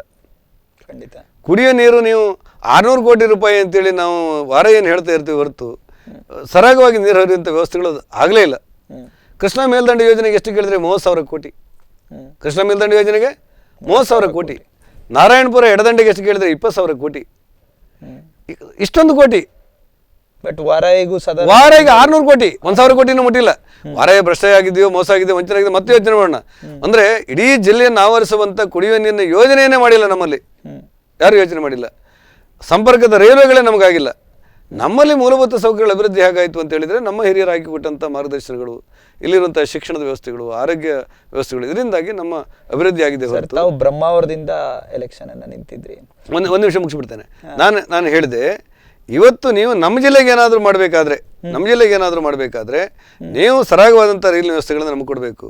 ನೀವು ಸರಾಗವಾದಂಥ ಕುಡಿಯುವ ನೀರು ಸೇರಿದಂತೆ ನೀರಾವರಿ ಯೋಜನೆಗಳನ್ನು ನಮಗೆ ಹಾಕಿ ಕೊಡಬೇಕು. ಹಾಗಾಗಿ ನಮ್ಮ ಜಿಲ್ಲೆಯನ್ನು ನೀವು ತಾರತಮ್ಯ ಮಾಡಲೇಬಾರ್ದು, ನಮ್ಮ ಜಿಲ್ಲೆಗೆ ಎಲ್ಲ ರೀತಿಯ ಸಮಾನತೆಯನ್ನು ಕೊಡಬೇಕು ಅನ್ನುವಂಥ ವಿಚಾರಗಳನ್ನು ನಾವು ಕಾಲಕ್ಕೆ ಮಾಡ್ತಾ ಇದ್ದೆವು. ಅದರಷ್ಟಿಂದ ನಾವು ಯೋಚನೆ ಮಾಡೋದು, ನಮ್ಮ ಜಿಲ್ಲೆಯ ಬಗ್ಗೆ ನಮ್ಮೆಲ್ಲ ಅವಳಿ ಜಿಲ್ಲೆಯ ರಾಜಕಾರಣಿಗಳು ಒಟ್ಟಾಗಿ ಒಂದು ನಿರ್ಧಾರವನ್ನು, ನಾವು ಗಟ್ಟಿ ನಿರ್ಧಾರವನ್ನು ತೆಗೆದುಕೊಂಡು ನಮ್ಮ ಜಿಲ್ಲೆಯ ಬಗ್ಗೆ ನಾವು ಪ್ರತಿಪಾದನೆ ಮಾಡದಿದ್ದರೆ ಮುಂದೊಂದು ದಿವಸ ನಾವೆಲ್ಲ ಪಶ್ಚಾತ್ತಾಪ ಪಡುವಂಥ ಕಾಲಗಳು ಬರುತ್ತೆ ಅಂತ ನಾನು ಎಲ್ಲ ಸಭೆಯಲ್ಲೂ ಕೂಡ ಹೇಳಿದ್ದೆ, ಸದನದಲ್ಲೂ ಕೂಡ ಉಲ್ಲೇಖ ಮಾಡಿದ್ದೆ. ಅನೇಕ ನಮ್ಮ ಹಿರಿಯರಿಗೆ ಈ ಮಾತನ್ನು ಹೇಳಬೇಕಾಯ್ತು. ಖಂಡಿತ. ಬ್ರಹ್ಮಾವರದ ಬಗ್ಗೆ ಹೇಳಿದ್ರಿ ಸರ್, ಬ್ರಹ್ಮಾವರದಲ್ಲಿ ತಾವು ನಿಂತಿದ್ರಿ, ಸಕ್ಕರೆ ಕಾರ್ಖಾನೆ ಇದೇನಾದರೂ ಪುನಶ್ಚೇತನದ ವಿಷಯದಲ್ಲಿ ನೀವೇನಾದರೂ ಮಾತಾಡಿದ್ದೀರಾ? ಮಾತಾಡಿದ್ದೆ. ಬ್ರಹ್ಮಾವರ ಸಕ್ಕರೆ ಕಾರ್ಖಾನೆಗೆ ಅದನ್ನು ಪುನಶ್ಚೇತನಗೊಳಿಸಬೇಕು ಅಂತ ಹೇಳಿ ಭಾಳ ಹೋರಾಟಗಳನ್ನ ನಾವೆಲ್ಲ ಮಾಡಿದವರು. ಇವತ್ತಿನ ನಮ್ಮ ಯಡಿಯೂರಪ್ಪರನ್ನೇ ಆ ಸಮಯದಲ್ಲಿ ನಾನು ಕರ್ಕೊಂಡು ಬಂದಿದ್ದೆ ವಿರೋಧ ಪಕ್ಷ ನಾಯಕರಾಗಿದ್ದಾಗ. ಬ್ರಹ್ಮಾವರದಲ್ಲಿ ಹೋರಾಟಗಳು ಮಾಡಿದೆವು.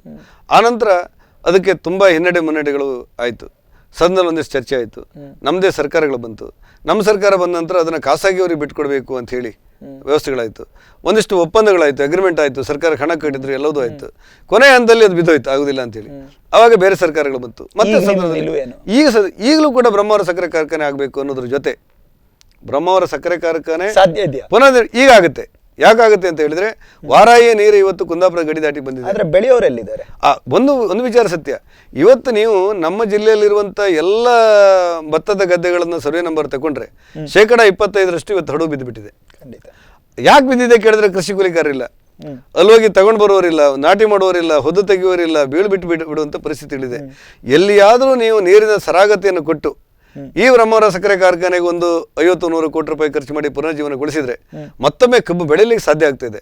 ಆದರೆ ಅಂತಾರಾಷ್ಟ್ರೀಯ ಮಟ್ಟದಲ್ಲಿ ಕಬ್ಬಿನ ಬೆಳೆ ರೇಟ್ಗಳು ಕಡಿಮೆ ಆಗ್ತಿದೆ, ಸಕ್ಕರೆ ರೇಟ್ ಕಡಿಮೆ ಆಗ್ತಿದೆ ಅನ್ನುವಂಥ ಚರ್ಚೆಗಳು ಬರುವಂಥದ್ದು ಒಂದಿಷ್ಟು ಇವತ್ತು ನಮ್ಮ ಮಟ್ಟದಲ್ಲಿ ನಡೀತಾ ಇದೆ. ಹಾಗಾಗಿ ಕಬ್ಬಲ್ಲಿ ಆದರೂ ಲಾಭದಾಯಕವಾಗಿ ಬರ್ತದೆ ಅಂತೇಳಿ ಇದ್ರೆ ಇವತ್ತು ವಾರಾಯಿ ನೀರು ಹರಿಲಿಕ್ಕೆ ಏನು ಪ್ರಾರಂಭ ಆಗಿದೆ ಅದರಿಂದ ನಾವು ತೆಗಿಬೋದು. ಇನ್ನೊಂದು ವಿಚಾರಗಳನ್ನು ನಾನು ಸದನದಲ್ಲಿ ಚರ್ಚೆ ಮಾಡ್ತಾ ಇದ್ದೇನೆ ಮತ್ತು ನನ್ನ ಮನಸ್ಸೊಳಗಿದೆ ಏನಂತ ಹೇಳಿದ್ರೆ, ಇವತ್ತು ವಾರಾಯಿ ನೀರುಗಳು ಕಾಲುವೆ ಮೂಲಕ ಕಾವಡಿಯವರೆಗೆ ನಮ್ಮ ಕೋಟದವರೆಗೆ ಕೂಡ ಬಂದಿದೆ. ಅದೆಲ್ಲಿ ಆದರೂ ನೀವು ಹೆಜಮಾಡಿಯವರೆಗೆ ತಗೊಂಡು ಬಂದರೆ ಇಡೀ ಜಿಲ್ಲೆಯ ಸಮೃದ್ಧ ಕುಡಿಯುವ ನೀರಿನ ವ್ಯವಸ್ಥೆಗಳಾಗುತ್ತೆ. ನಮ್ಮ ಕಲ್ಪನೆ ಇಲ್ಲ, ಕೇವಲ ಕಾಲುವೆಗಳನ್ನು ಹೆಜಮಾಡಿವರೆಗೂ ಉಡುಪಿಯವರೆಗೂ ತಗೊಂಡು ಬರಬೇಕು ಅಂತೇಳಿ ನಾವು ಭಾಷಣದಲ್ಲಿ ಹೇಳ್ತೇವೆ ಅಂದ್ಬಿಟ್ರೆ ಬೇರೆ ಜಿಲ್ಲೆಗಳಲ್ಲಿ ಕೆರೆ ತುಂಬಿಸುವಂಥ ಯೋಜನೆ ಇದೆ. ಯಾವುದೊಂದು 10 ಎಕರೆ ಕೆರೆ ಮಾಡ್ತಾರೆ ಸರ್. ಕೋಟಾ ತನಕ ಬರಲಿಕ್ಕೆ 32 ವರ್ಷ ಆಯಿತು. ಇನ್ನು ಹೆಜ್ಮಾಡಿಗೆ ಹೋಗ್ಲಿಕ್ಕೆ ಇನ್ನೊಂದು 16 ಇಲ್ಲ. ನೀವು ವ್ಯವಸ್ಥೆಯಲ್ಲಿ ಹಾಳಾದದ್ದಕ್ಕೆ, ವ್ಯವಸ್ಥೆಯಲ್ಲಿ ಲೋಪ ಆದದ್ದಕ್ಕೆ, ಅದಕ್ಕೆ ನಿರ್ದಿಷ್ಟವಾದಂಥ ವಿಚಾರಗಳ ಬಗ್ಗೆ ನಾವು ಹೇಳಬೇಕೆ ಹೊರತು ಅಲ್ಲಿಗೆ ಬಂದು 32 ವರ್ಷ ಆಯಿತು, ಆ ಕಾರಣಕ್ಕೆ ಮುಂದೆ ಬರಲಿಕ್ಕೆ 25 ವರ್ಷ ಬೇಕು ಅಂತ ಲೆಕ್ಕ ಹಾಕೋದಕ್ಕಿಂತ ಅಲ್ಲಿ 32 ವರ್ಷ ಯಾಕಾಯ್ತೋ ಗೊತ್ತಿಲ್ಲ, ಇನ್ನು 2 ವರ್ಷ ನಾವು ತರ್ತೇವೆ, ಯೋಜನೆ ರೂಪಿಸ್ತೇವೆ ಅನ್ನುವಂಥ ಇಚ್ಛಾಶಕ್ತಿ ಇದ್ರೆ ಖಂಡಿತ ಸಾಧ್ಯ ಇದೆ. ಇನ್ನು 2 ವರ್ಷ ಅವಕಾಶ ಸಿಕ್ಕಿದ್ರೆ ಹೆಜ್ಮಾಡಿ ತನಕ ಈ ವರಾಯಿಯನ್ನ ನನ್ನ ಯೋಚನೆ ಇರೋದು ಹೀಗೆ. ನನಗೆಲ್ಲಿ ಆದರೂ ಒಂದು ಪ್ರಬಲವಾದಂಥ ಅವಕಾಶ ಸಿಕ್ಕಿದ್ರೆ, ಅಧಿಕಾರ ಸಿಕ್ಕಿದ್ರೆ, ನೀವು ಶಾಸಕನಾಗಿ ನೀವು ಮಾಡಬಾರ್ದು ಕೇಳ್ಬೋದು. ನೀರಾವರಿ ಮಂತ್ರಿಯನ್ನು ಬಗ್ಗಿಸೋದಷ್ಟು ಸುಲಭ ಅಲ್ಲ. ಉಸ್ತುವಾರಿ ಮಂತ್ರಿ ಆಗಿದ್ದರೆ ನೀವು 9 ತಿಂಗಳಲ್ಲಿ ಏನು ಮಾಡಿದ್ರಿ ಅಂತ ಕೇಳ್ಬೋದು. 2 ಸಾರಿ ವಾರಾಯಿಗೆ ಹೋಗಿದ್ದೆ. ಇವತ್ತು ಆ ಭೂಸ್ವಾಧೀನಗಳಾಯ್ತಲ್ಲ, ನೀವು ಅಲ್ಲಿ ಅಸಿಸ್ಟೆಂಟ್ ಕಮಿಷನರ್ ಹತ್ರ ಕೇಳಿ. ನಾನು ಕೊಟ್ಟಿರುವಂಥ ಚಾಲನೆ ಅದಕ್ಕೆ ಅಹಂಕಾರದಿಂದ ಹೇಳಿಲ್ಲ ನಾನು. ಅಂದರೆ ಎಲ್ಲರೂ ಕೂಡ ಮಾಡಿದ್ದಾರೆ. ಎಲ್ಲರೂ ಇವತ್ತಿನ ಪ್ರತಾಪ್ ಶೆಟ್ಟರ್ ಧರಣಿ ಕೂಡ ಈ ನೀರು ಬರೋದ್ರಲ್ಲಿದೆ, ನಾನು ಅಲ್ಲ ಅಂತ ಹೇಳಿಲ್ಲ. ಇವತ್ತಿನ MB ಪಾಟೀಲ್ ಇದ್ದಾರಲ್ಲ, ಅವರು ಕೂಡ ನನ್ನ ಜೊತೆ ಮಾತಾಡಿದ್ದಾರೆ. ಶ್ರೀನಿವಾಸ ಪೂಜಾರಿ ನಮ್ಮ ಸರ್ಕಾರ ಮಾಡ್ತು, ಆಯ್ತು ಒಳ್ಳೇದಾಗಲಿ ಅಂತ ಹೇಳಿದೆ ನಾನು. ಅದಲ್ಲ, ನೀವೇನಾದರೂ ಯೋಚನೆ ಮಾಡಿದರೆ ಹೆಜಮಾಡಿಯವರು ತರಲಿಕ್ಕೆ 2 ವರ್ಷ ಸಾಕಿದ್ದಕ್ಕೆ. ಖಂಡಿತ ಸಮರೋಪಾದಿಯಲ್ಲಿ ಕೆಲಸಗಳನ್ನು ಮಾಡಬೇಕು. ಈ ಭೂಸ್ವಾಧೀನಕ್ಕೆ 1-2 ದಿವಸ, ಆನಂತರ ಅದರ ಹಣ ಬಿಡುಗಡೆ ಆಗಿಲ್ಲ ಅಂತ ಮತ್ತೆ 2 ದಿವಸ, ಅದು ಯಾವುದೂ ಅಲ್ಲ. ಒಂದು ಯೋಜನೆ ರೂಪುಗೊಳಿಸಬೇಕು, ನಿಂತು ಮಾಡಿಸ್ಬೇಕು. ನೀವು ಬೇರೆ ಖಾಸಗಿಯವ್ರು ಮಾಡ್ತಾ ಇಲ್ವಾ? ಖಾಸಗಿಯವರಿಗೆ ಸರ್ಕಾರಕ್ಕೆ ಹೆಚ್ಚು ಕಡಿಮೆ. ಇವತ್ತು ನೀವು ಶಿರಾಡಿ ಘಾಟಿ ಬಗ್ಗೆ ನಾವು ಅಷ್ಟು ಮಾತಾಡ್ತಿದ್ದೇವಲ್ಲ, ಏನೇನಾಗಿದೆ ಅದರ ಕರ್ಮಕಾಂಡ ಗೊತ್ತಿಲ್ಲ ನಮಗೆ. ಹೀಗೆ ಒಂದು ಯೋಜನೆಯನ್ನು ರೂಪಿಸಬೇಕು ಅಂತೇಳಿ ಹಠತೊಟ್ಟು ಯಾರಾದರೂ ಮಾಡಿದರೆ, ಕೊಂಕಣ ರೈಲ್ವೆ ಹಾಗಿದ್ರೆ ಆಗ್ತಾ ಇತ್ತು, ಅಲ್ಲಿಂದ ನಿಮ್ಮ ಕೊಂಕಣ ರೈಲ್ವೆ ಪೂರ್ಣ ಆಗ್ತಾ ಇತ್ತು ಜಾರ್ಜ್ ಫರ್ನಾಂಡಿಸ್ ಮನಸ್ಸು ಮಾಡ್ತಿದ್ರೆ? ಸಾಧ್ಯ ಇತ್ತಾ? ಡಾಕ್ಟರ್ VS ಆಚಾರ್ಯ ಮನಸ್ಸು ಮಾಡದಿದ್ರೆ ನಿಮ್ಮ ಮಣಿಪಾಲ ಟು ನಿಮ್ಮ ಕಡಿಯಾಳಿ ರಸ್ತೆಗಳಿದೆಯಲ್ಲ, ಅದೇನಾದರೂ ಇಷ್ಟು ದೊಡ್ಡ ಚತುರ್ಪಥ ಆಗ್ತಾ ಇತ್ತಾ? ನೀವು ಹಾಸನದ ಒಳಗೆ ಹೋಗಿ, ನಿಮ್ಗೆ ಹೋಗಿ ಬರ್ಲಿಕ್ಕೆ ಸಾಕ ಉಸಿರುಗಟ್ಟಿ ಬಿಡುತ್ತೆ. ಹಾಸನದಂತ ಪ್ರಧಾನಿ ಇರುವಂಥ ಒಂದು ನೆಲದಲ್ಲಿ ಅಲ್ಲಿಯ ಪೇಟೆಗಳ ಒಳಗೋದ್ರೆ, ನೀವು ನಗರಸಭೆ ಒಳಗೋದ್ರೆ ಅಲ್ಲಿ ಇರುವಂಥ ಸ್ಥಿತಿ ನೋಡಿ. ಉಡುಪಿಯಿಂದ ನೀವು ಕರಾವಳಿ ಬೈಪಾಸಿಂದ ಸೀದಾ ಮಣಿಪಾಲಕ್ಕೆ ಹೋಗಿ ನೋಡಿ. ಹಾಗಿದ್ರೆ ಏನಾದರೂ ಮಾಡಬೇಕು ಅಂತ ಇಚ್ಛಾಶಕ್ತಿ ಹೊಂದಿರೋರು ಇದ್ರೆ ಮಾಡೋದು ಬಹಳ ಕಷ್ಟ ಅಂತ ಅನಿಸಿಲ್ಲ ನನಗೆ. ಆ ಕಾರಣಕ್ಕೋಸ್ಕರ ಸುನಿಲ್ ಕುಮಾರ್ ಅವ್ರ ಹತ್ರ ನಿನ್ನೆ ಮಾತಾಡುವಾಗ ಹೇಳಿದ್ರು, ಅವ್ರ ಯೂನಿಕ್ ಸೆಲ್ಲಿಂಗ್ ಪಾಯಿಂಟ್ ಅಂದ್ರೆ ವಿಶಿಷ್ಟತೆ ಏನು ಅಂತ ಹೇಳಿದ್ರೆ ಪರ್ಮನೆಂಟ್ ಪ್ರಾಜೆಕ್ಟ್ಸ್ ಗಳನ್ನ ಅವ್ರು ತರ್ತಾರೆ ಅಂತೇಳಿ. ಈಗ ಕೋಟಾ ಶ್ರೀನಿವಾಸ್ ಪೂಜಾರಿ ಅವ್ರ ಹತ್ರ ಕೇಳಿದ್ರೆ ತಮ್ಮ ವಿಶಿಷ್ಟತೆ ಅಂದ್ರೆ ಒಂದು unique selling point. Kota Srinivas Poojary ಅವರು ಈ ರೀತಿಯ ಕಾರ್ಯಕ್ರಮಗಳಿಗೆ ನೆನ್ಪಿಡ್ಕೋಬೇಕು ಅಂತ ಹೇಳಿದ್ರೆ ಇಲ್ಲ ನಾನು ಅವ್ರು ಹೇಳ್ತಾ ಇರೋದು ಏನಂದ್ರೆ, ಅವ್ರದ್ದೊಂದು ಕ್ಷೇತ್ರ, ಒಂದು ವಿಧಾನಸಭಾ ಕ್ಷೇತ್ರ, ಶಾಸಕರಾಗಿ ಅವರಿಗೆ ಬರುವಂತ ಎಲ್ಲ ಹೆಡ್ಗಳಿಂದ ಬರುವಂತ ಹಣ, ಉದಾಹರಣೆಗೆ ಮಲೆನಾಡು ಅಭಿವೃದ್ಧಿಯಿಂದ ಇಷ್ಟು ಬರುತ್ತೆ, ಶ್ರೀನಿವಾಸ ಪೂಜಾರಿ ಕೇಳಿ ಬರೋದಿಲ್ಲ, ಒಂದ್ಸತಿ ಕೊಡ್ತೇನೆ ಅಂತ ಕೊಟ್ಟಿಲ್ಲ. ಈ ಗ್ರಾಮೀಣ ರಸ್ತೆಯಿಂದ ಇಂತಿಷ್ಟು ಹಣ ಬರುತ್ತೆ, ಕುಡಿಯೋ ನೀರಿಗೋಸ್ಕರ ಶಾಸಕರ ಇಂತಿಷ್ಟು ಬರುತ್ತೆ. ಹೀಗೆ ಶಾಸಕರಿಗೋಸ್ಕರ ಅವ್ರ ಕ್ಷೇತ್ರ ಅಭಿವೃದ್ಧಿಗೋಸ್ಕರ ಮನೆಗಳು ಬರುತ್ತೆ, ಬೇರೆ ಬೇರೆ ಕಾರಣಕ್ಕೋಸ್ಕರ ಬಂದಿರುತ್ತೆ. ಆದರೆ ಮೇಲ್ಮನೆಯ ಸದಸ್ಯರಿಗೆ ಅಭಿವೃದ್ಧಿಯ ಕೆಲಸದಲ್ಲಿ ಪಾಲುದಾರಲ್ಲ. ನಾವು ಯೋಜನೆಯನ್ನು ರೂಪಿಸಿ ಸರ್ಕಾರದ ಮುಂದಿಟ್ಟು ಅದರ ಮೂಗನ್ನು ಬಗ್ಗಿಸಬಹುದು. ಯೋಜನೆ ರೂಪಿಸಿ ಮನೆ ಕೊಡುವಂಥ ಅಧಿಕಾರ ನಮಗಿಲ್ಲ, ಆದರೆ ಕೊಟ್ಟ ಮನೆ ಅನುಷ್ಠಾನ ಆಗಲಿಲ್ಲ ಅಂತ ಹೇಳ್ಬೋದು ನಾವು ಮೇಲ್ಮನೆಯಲ್ಲಿ. ಕಾಯ್ದೆಗಳನ್ನು ಕೆಳಮನೆಯಲ್ಲಿ ಬಂದಂಥ ಕಾಯ್ದೆಗಳನ್ನು ಮೇಲ್ಮನೆಯಲ್ಲಿ ತೆಗೆದುಕೊಂಡು ವಿಮರ್ಶೆಗಳನ್ನು ನಾವು ಮಾಡಬಹುದು. ಹಾಗಾಗಿ ಅನುದಾನದ ಮೂಲಕ ನಿರ್ದಿಷ್ಟ ಪ್ರಾಜೆಕ್ಟನ್ನು ರೂಪಿಸಲಿಕ್ಕೆ ಮೇಲ್ಮನೆ ಶಾಸಕರಿಗೆ ಅಧಿಕಾರ ಇಲ್ಲ. ಒಟ್ಟು ವ್ಯವಸ್ಥೆಗಳನ್ನು ಸರಳಗೊಳಿಸಲಿಕ್ಕೆ, ಸರಾಗಗೊಳಿಸಲಿಕ್ಕೆ ಯೋಜನೆಯನ್ನು ರೂಪಿಸುವಂತ ಅಧಿಕಾರ ನಮಗಿದೆ ಏನು ಇಲ್ಲ. ಪಂಚಾಯತ್ ರಾಜ್ ನನಗೆ ಕೋಟಾ ಶ್ರೀನಿವಾಸ್ ಪೂಜಾರಿ ಅವರ ವಿಶಿಷ್ಟತೆ ಅಂತ ಕೇಳಿದ್ರೆ ಪಂಚಾಯತ್ ರಾಜ್ ಸಿಕ್ಕಿರುವಂತಹ ಅವಕಾಶಗಳಲ್ಲಿ ಪಂಚಾಯತ್ ರಾಜನ್ನು ಸಬಲೀಕರಣ ಮಾಡಬೇಕು, ಅಧಿಕಾರದ ವಿಕೇಂದ್ರೀಕರಣದ ವ್ಯವಸ್ಥೆಗಳನ್ನು ಗಟ್ಟಿಗೊಳಿಸಬೇಕು, ಪ್ರತಿ ಗ್ರಾಮ ಪಂಚಾಯತ್ ಸ್ವಂತ ಸರ್ಕಾರದಂತೆ ಕೆಲಸಗಳನ್ನು ಮಾಡಬೇಕು ಅನ್ನುವಂಥ ಕನಸುಗಳು ಹೊತ್ತು ಕೆಲಸ ಮಾಡಿದವ ನಾನು. 4 ಹೆಜ್ಜೆಗಳನ್ನು ಇಟ್ಟಿದ್ದೇನೆ. ಇನ್ನು 100 ಹೆಜ್ಜೆ ಬಾಕಿ ಇರಬಹುದು ನನ್ನ ಯೋಜನೆ ಎಲ್ಲ. 4 ಹೆಜ್ಜೆಗಳನ್ನು ಇಟ್ಟಿದ್ದೇನೆ. Yes sir. ಇಷ್ಟೋ ತನಕ ನಾವು ರಾಜಕೀಯ ಮತ್ತು ರಾಜಕಾರಣದ ಬಗ್ಗೆ ಮಾತಾಡಿದ್ವಿ. ಒಂದು ಪರ್ಸನಲ್ ಪ್ರಶ್ನೆಯನ್ನು ಮತ್ತೊಮ್ಮೆ ಕೇಳ್ತೀನಿ ಸರ್, ತಾವು ಮನೆಗೆ ಎಷ್ಟು ಸಮಯ ಕೊಡ್ತೀರಿ? ಸಾರ್ವಜನಿಕ ಜೀವನದಲ್ಲಿದ್ದಾಗ ನನ್ನ ಮನೆ ಇಂತಿಷ್ಟೊತ್ತಿಗೆ ನಾನು ಹೋಗಬೇಕು, ಮಕ್ಕಳ ಜೊತೆಯಲ್ಲಿ ಇಂತಿಷ್ಟು ಕಡೆ ಓಡಾಟ ಮಾಡಬೇಕು, ಇದೆಲ್ಲವನ್ನ ನೀವು ಬಹಳ ತಲೆ ಮೇಲೆ ಹೊತ್ಕೊಂಡ್ರೆ ನಿಮ್ಮ ಕಾಲು ಸಡ್ಲಾಗ್ಬಿಡುತ್ತೆ. ಸಮಸ್ಯೆ ಆಗಲ್ವಾ? ಅಲ್ಲ, ಸಡ್ಲಾಗ್ಬಿಡುತ್ತೆ ಕಾಲು, ಹೊತ್ತು ಇದಕ್ಕೆ ಆಗೋದಿಲ್ಲ. ಸಾಮಾನ್ಯವಾಗಿ ಒಂದಷ್ಟು ಬೆಳಿಗ್ಗೆ 6 ಗಂಟೆಗೆ ನನ್ನ ಜೊತೆ ಒಂದಿಷ್ಟು ಜನ ಬಂದಿರ್ತಾರೆ, ಯಾವುದೋ ಸಮಸ್ಯೆಗಳಿರ್ತಾರೆ. 8-9 ಗಂಟೆಗೆ ಬೇರೆ ಬೇರೆ ಕಾರ್ಯಕ್ರಮಗಳಿಗೆ ಹೊರಟಿರ್ತೇನೆ. ರಾತ್ರಿ ಕೆಲವೊಮ್ಮೆ 7 ಗಂಟೆಗೆ ಬಂದರೆ ಮನೆ ಜೊತೆ ಕೂತ್ಕೊಂಡು ಮಾತಾಡ್ತೇವೆ. ಯಾವುದಾದ್ರು ಸಣ್ಣ ಪುಟ್ಟ ಓಡಾಟ ಮಾಡಬಾರ್ದು ಅಂತಿಲ್ಲ, ಯಾವುದೋ ದೇವಸ್ಥಾನಕ್ಕೆ ಹೋಗಬಾರ್ದು ಅಂತೇನಿಲ್ಲ.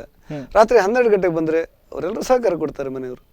ಒಂದಿಷ್ಟು ಜವಾಬ್ದಾರಿ ಇರುವಾಗ, ಒಂದಿಷ್ಟು ಪ್ರೀತಿಸುವಂಥ ಮನಸ್ಸುಗಳಿದ್ರೆ ಕೌಟುಂಬಿಕ ಜೀವನ ತುಂಬ ಕಷ್ಟ ಆಗ್ತದೆ ಅನ್ನುವಂಥ ಭ್ರಮೆಗಳಲ್ಲಿ ನಾನಂತೂ ಇಲ್ಲ. ಹಾಗಾಗಿ ಹಿಡಿದಿರುವಂಥ ಕೆಲಸಗಳಿದೆಯಲ್ಲ, ಈ ಸಾರ್ವಜನಿಕ ಜೀವನದಲ್ಲಿ ಹಿಡಿದಿರುವಂಥ ಕೆಲಸಗಳು ಒಂದು ಗುರಿ ಮುಟ್ಟುವವರೆಗೆ ವೈಯಕ್ತಿಕವನ್ನು ಪೂರ್ಣ ತಲೆ ಮೇಲೆ ಹೊತ್ಕೊಳ್ಳೋದು ಕಷ್ಟ ಅಂತ ಅನ್ಸ್ಬಿಡುತ್ತೆ. ನಿಮ್ಮ 3 ಮಕ್ಕಳು? 3 ಮಕ್ಕಳಿದ್ದಾರೆ. ಅದರಲ್ಲಿ 2 ಹುಡುಗಿಯರು ಮತ್ತು ಒಬ್ಬ ಹುಡುಗ. ಹೌದು. ಈಗ ಎಲ್ಲರೂ ಗ್ರಾಜುಯೇಷನ್ ಮಾಡ್ತಾ ಇದ್ದಾರೆ. ಅವ್ರು ಯಾವತ್ತು ಕಂಪ್ಲೇಂಟ್ ಮಾಡಲಿಲ್ವಾ? ಹಾಗೆ ಮಾಡ್ಬೋದು, ಅದು ಸ್ವಲ್ಪ ಸುಧಾರಣೆ ಮಾಡ್ತೇವೆ. ಅದಕ್ಕೆಲ್ಲ ಸುಧಾರಣೆ ಮಾಡ್ತೇವೆ. ಅನೇಕ ಸಾರಿ ನಾವು ನನ್ನ ಸ್ನೇಹಿತರ ಜೊತೆಯಲ್ಲಿ ಮಾತಾಡುವಾಗಲೆಲ್ಲ ಹೇಳೋದು, ನಮಗಿಂತ ಸಮಸ್ಯೆಯಲ್ಲಿದ್ದವ್ರು ಇರ್ತಾರೆ, ನಮಗಿಂತ ಬದುಕನ್ನು ಕಡಿಮೆ ಕಟ್ಟಿಕೊಟ್ಟವ್ರು ಇರ್ತಾರೆ, ನಮಗಿಂತ ಸಮಯವನ್ನು ಕಡಿಮೆ ಕೊಡುವವರು ಇರ್ತಾರೆ. ಬೇರೆ ಬೇರೆ ಉದಾಹರಣೆಗಳು ಹೇಳ್ಬಿಡ್ತೇವಲ್ಲ ನಾವು. ಕಾಲಿಗೆ ಬೂಟ್ಸ್ ಇಲ್ಲ ಅಂತ ತಿಳ್ಕೊಂಡೆ ಕಾಲಿಲ್ದಿದ್ದವನ್ನ ನೋಡಿ ನಾವು ನನಗೆ ಇದಾದ್ರು ಬೂಟ್ಸ್ ಕೊನೆಗೆ ಹಾಕ್ಬೋದು ಅಂತ ಯೋಚನೆ ಮಾಡ್ತಾ ಇದ್ದಾರಲ್ಲ. ಉದಾಹರಣೆಗೋಸ್ಕರ ಹೇಳಿಲ್ಲ ನಾನು, ವಾಸ್ತವಿಕವಾಗಿ ಇದೆಲ್ಲ ಬಹಳ ದೊಡ್ಡ ಸಮಸ್ಯೆಗಳೇನೆಲ್ಲ ಕೌಟುಂಬಿಕ ಜೀವನದಲ್ಲಿ ಬಹಳ ಸಮಸ್ಯೆಗಳು. ಮಗ ಈಗ ಗ್ರಾಜುಯೇಷನ್ ಮಾಡ್ತಾ ಇದ್ದಾನೆ ಅಂತ ತಿಳಿದಿದ್ದೆ. ಅವ್ರು ಏನಾಗಬೇಕು ಅಂತ ಯೋಚನೆ ಮಾಡ್ತಾರೆ? ಗೊತ್ತಿಲ್ಲ, ಅವನೇನಾಗ್ತಾನೋ ಗೊತ್ತಿಲ್ಲ. ನಾನೇನು ಆಗಬೇಕು ಅಂತೇಳಿ ನಾನು ಹೀಗೆ ಆದದ್ದಲ್ಲ. ಅವನೇನಾಗಬೇಕಾದ್ರೆ ಅದಾಗ್ಬಿಡ್ತಾನೆ, ನನಗೇನಾದ್ರಲ್ಲಿ. ಮಗಳು ಏನಾದರೂ ಆಗಬೇಕು, ಏನಾದರೂ ಆಗ್ಬೋದು, ಏನಾದರೂ ನನ್ನ ಮಿತ್ರಳಿಗೆ ಏನೋ ಸಹಕಾರ ಮಾಡ್ತೇನೆ, ಅವರು ಏನು ಆಗ್ತಾರೋ ಆಗಲಿ ಅಂತ ಯೋಚನೆ ಮಾಡ್ತೇನೆ. ಆ ಬಗ್ಗೆ ನೀವು ಇಷ್ಟೋ ತನಕ ಆಲೋಚನೆ ಏನು ಯೋಚನೆ ಮಾಡಿಲ್ಲ. ಸಾಮಾನ್ಯ ಕೂಲಿ ಮಾಡೋರು ಕುಟುಂಬದಲ್ಲಿ ಹುಟ್ಟಿ ಬೆಳೆದವ್ರು ನಾವೆಲ್ಲ. ಅದ್ರ ಮಿತಿಯೊಳಗೆ ಯೋಚನೆ ಮಾಡ್ಕೊಂಡು ನಾವು ಏನಾದರೂ ಮಾಡ್ಬೋದು ಅಂತ ಯೋಚನೆ ಮಾಡ್ಬೋದು ಅಂತ ಹೇಳಿದ್ದೆ. ಹಾಗೆ ಆಗ್ಬೋದು ಅನ್ಸುತ್ತೆ. Yes sir. ವೀಕ್ಷಕರೇ, ಇಲ್ಲಿವರೆಗೆ ನೀವು ನೋಡ್ತಾ ಇದ್ರಿ ಅತಿ ಸರಳ ಮನೋಭಾವನೆಯ ಕೋಟಾ ಶ್ರೀನಿವಾಸ್ ಪೂಜಾರಿ ಅವರೊಂದಿಗೆ ನಾವು ಕೆಲವೊಂದು ಪ್ರಶ್ನೆಗಳನ್ನು, ಅದಕ್ಕೆ ಉತ್ತರವನ್ನು ಕಂಡಿದ್ದೇವೆ. ಮುಂದಿನ ಸಂಚಿಕೆಯಲ್ಲಿ ಮತ್ತೊಬ್ಬ VIP ಯೊಂದಿಗೆ ನಿಮ್ಮ ನಡುವೆ ಬರಲಿಕ್ಕಿದ್ದೇವೆ VIP ಲಾಂಚ್ ಕಾರ್ಯಕ್ರಮದಲ್ಲಿ. ಧನ್ಯವಾದಗಳು.